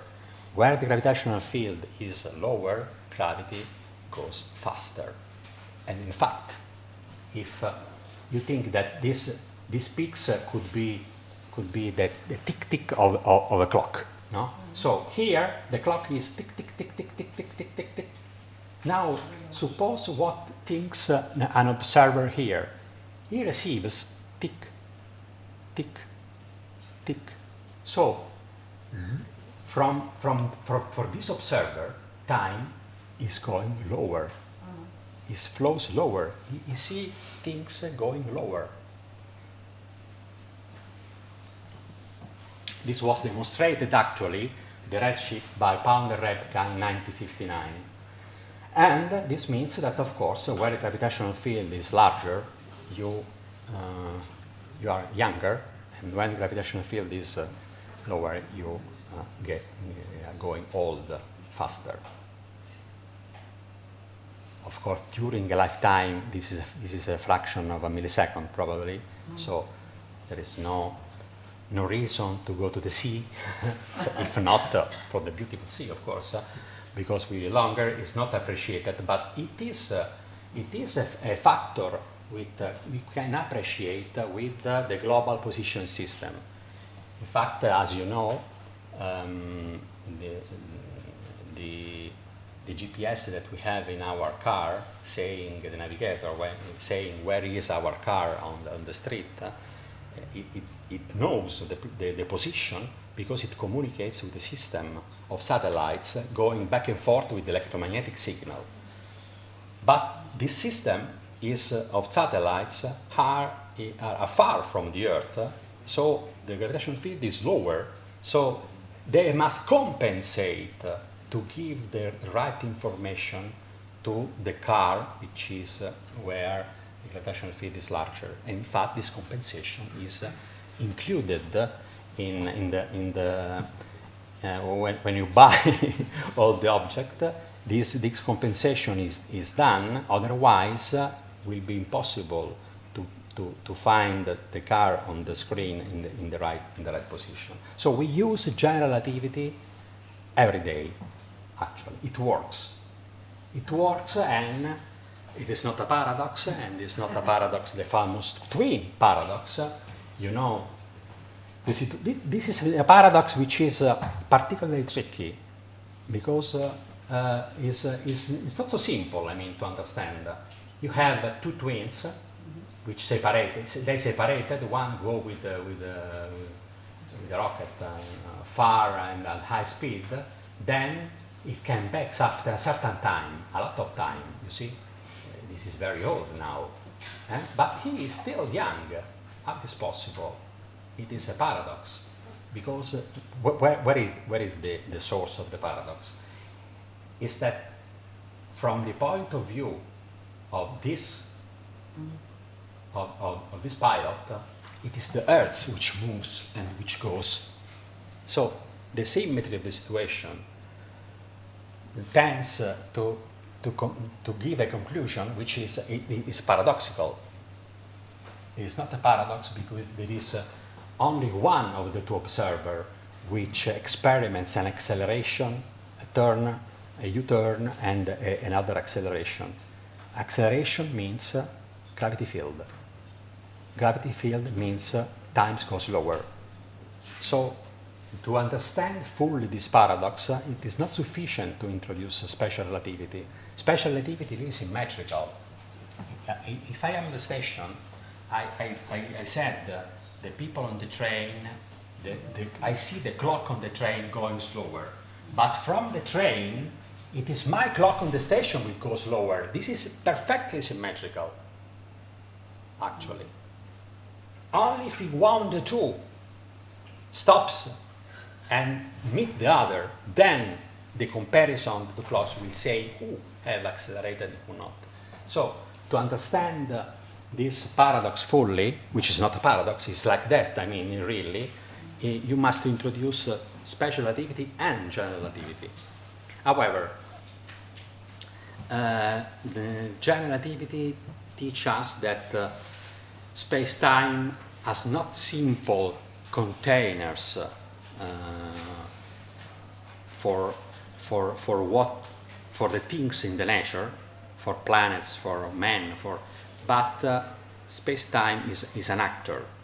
Is a reality. Is a flexible and deformable, and say to all the form of energy how to travel. Now the Einstein equations is a mine of gold. There are many precious things. Let's say that for general relativity, the situation is the one of light cones put not only all parallel, but of course deformed. And another paradox, which is really a paradox this time, is the one of Gödel, in which if general relativity foresees that you can deform the light cone, then you could, in principle, deform in such a way that you realize a closed loop in which you go in the past continuously or in the future.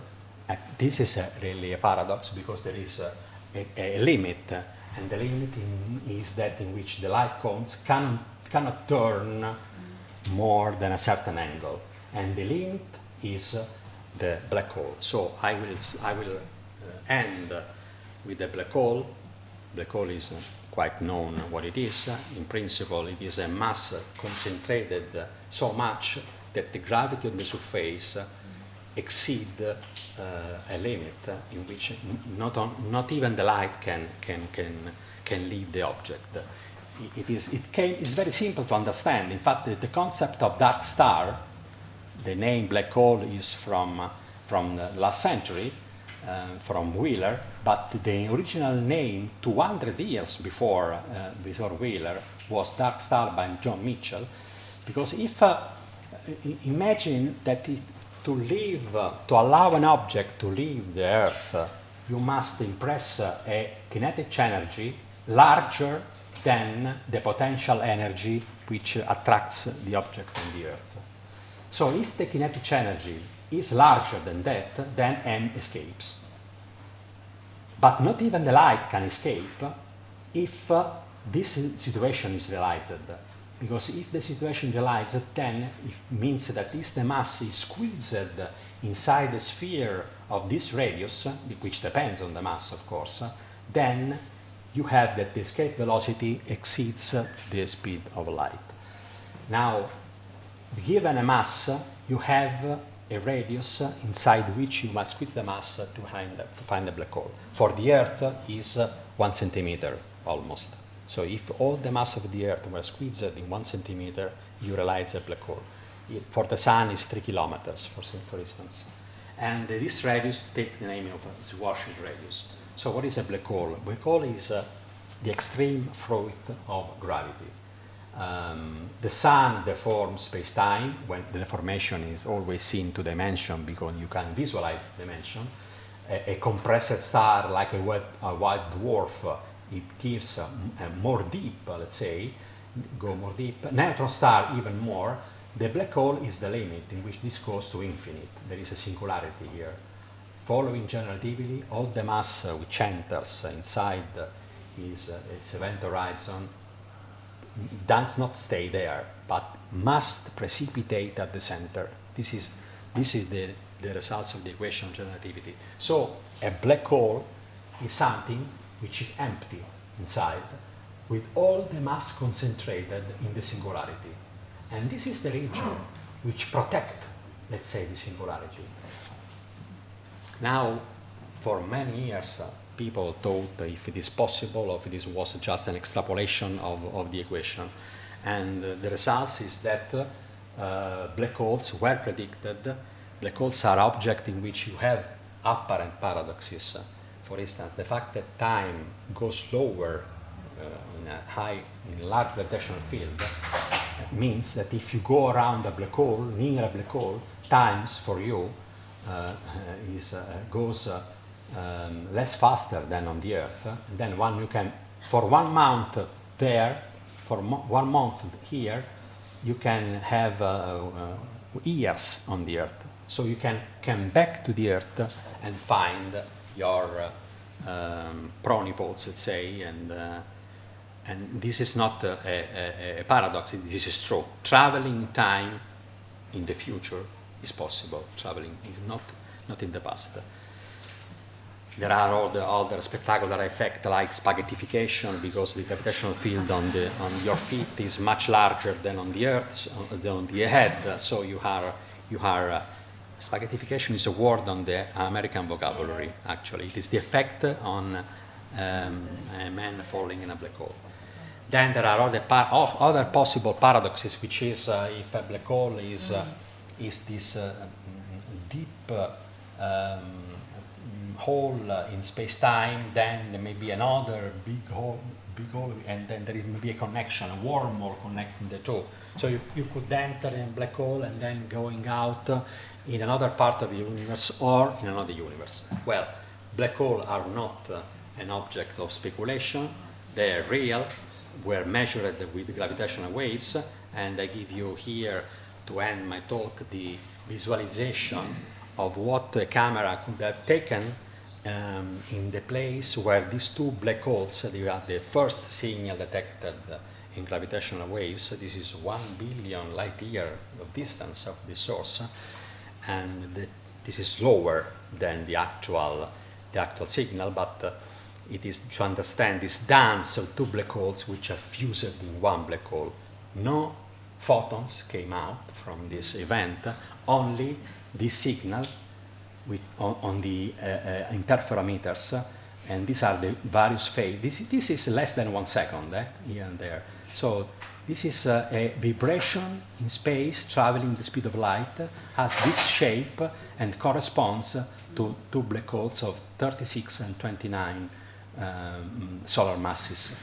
These are the three leaders of LIGO who take the Nobel Prize. So we have given some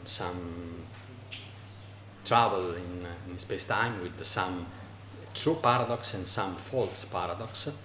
And let me end saying that the space and time at the microscopic level, at the length Planck scale level, is something where even the notion of time is discussed. You have heard something this morning, and probably also in the rest of the talk. Well, I end with this Buddha. The travel is, you think, you have time? I have no more time.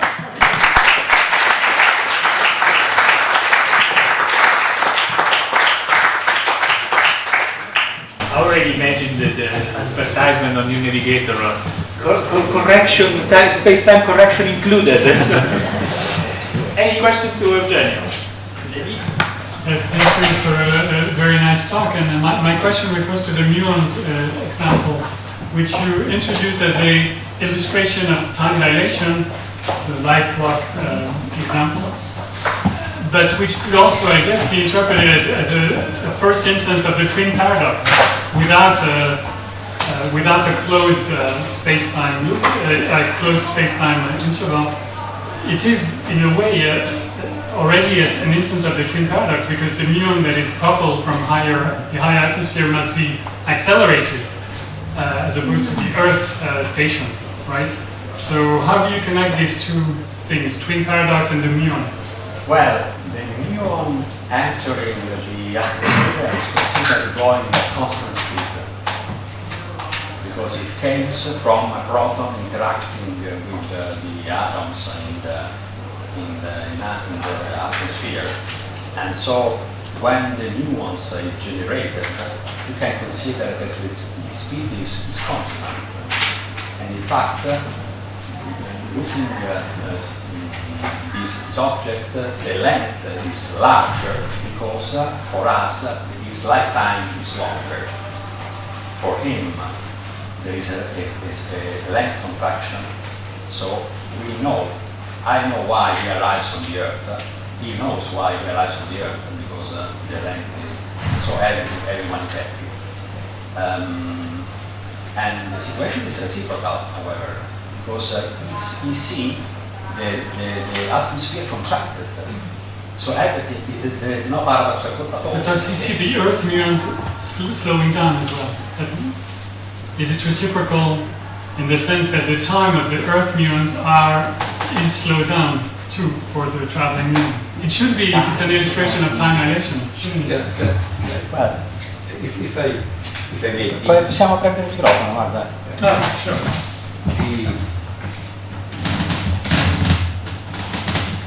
You can use You can use the example of muons producing accelerators, no, at different energy. So we can produce muons, let's produce twins, a couple of muons. One at very low energy, with its proper lifetime, 2.2 microseconds. And he dies after a certain length. It corresponds to these 2.2 microseconds. Then I produce another twin at an energy which is 10 times its rest energy, which is gamma 10. That means that he lives 10 times more. And he has a path which is 10 times longer. These are the two twins. It's not a paradox, it's a fact. But it's a twin paradox. Yeah. That was my question. Yeah. Okay. Any more questions? So, now we have lunchtime below, and we'll start again at 2:30 here. Thank you very much.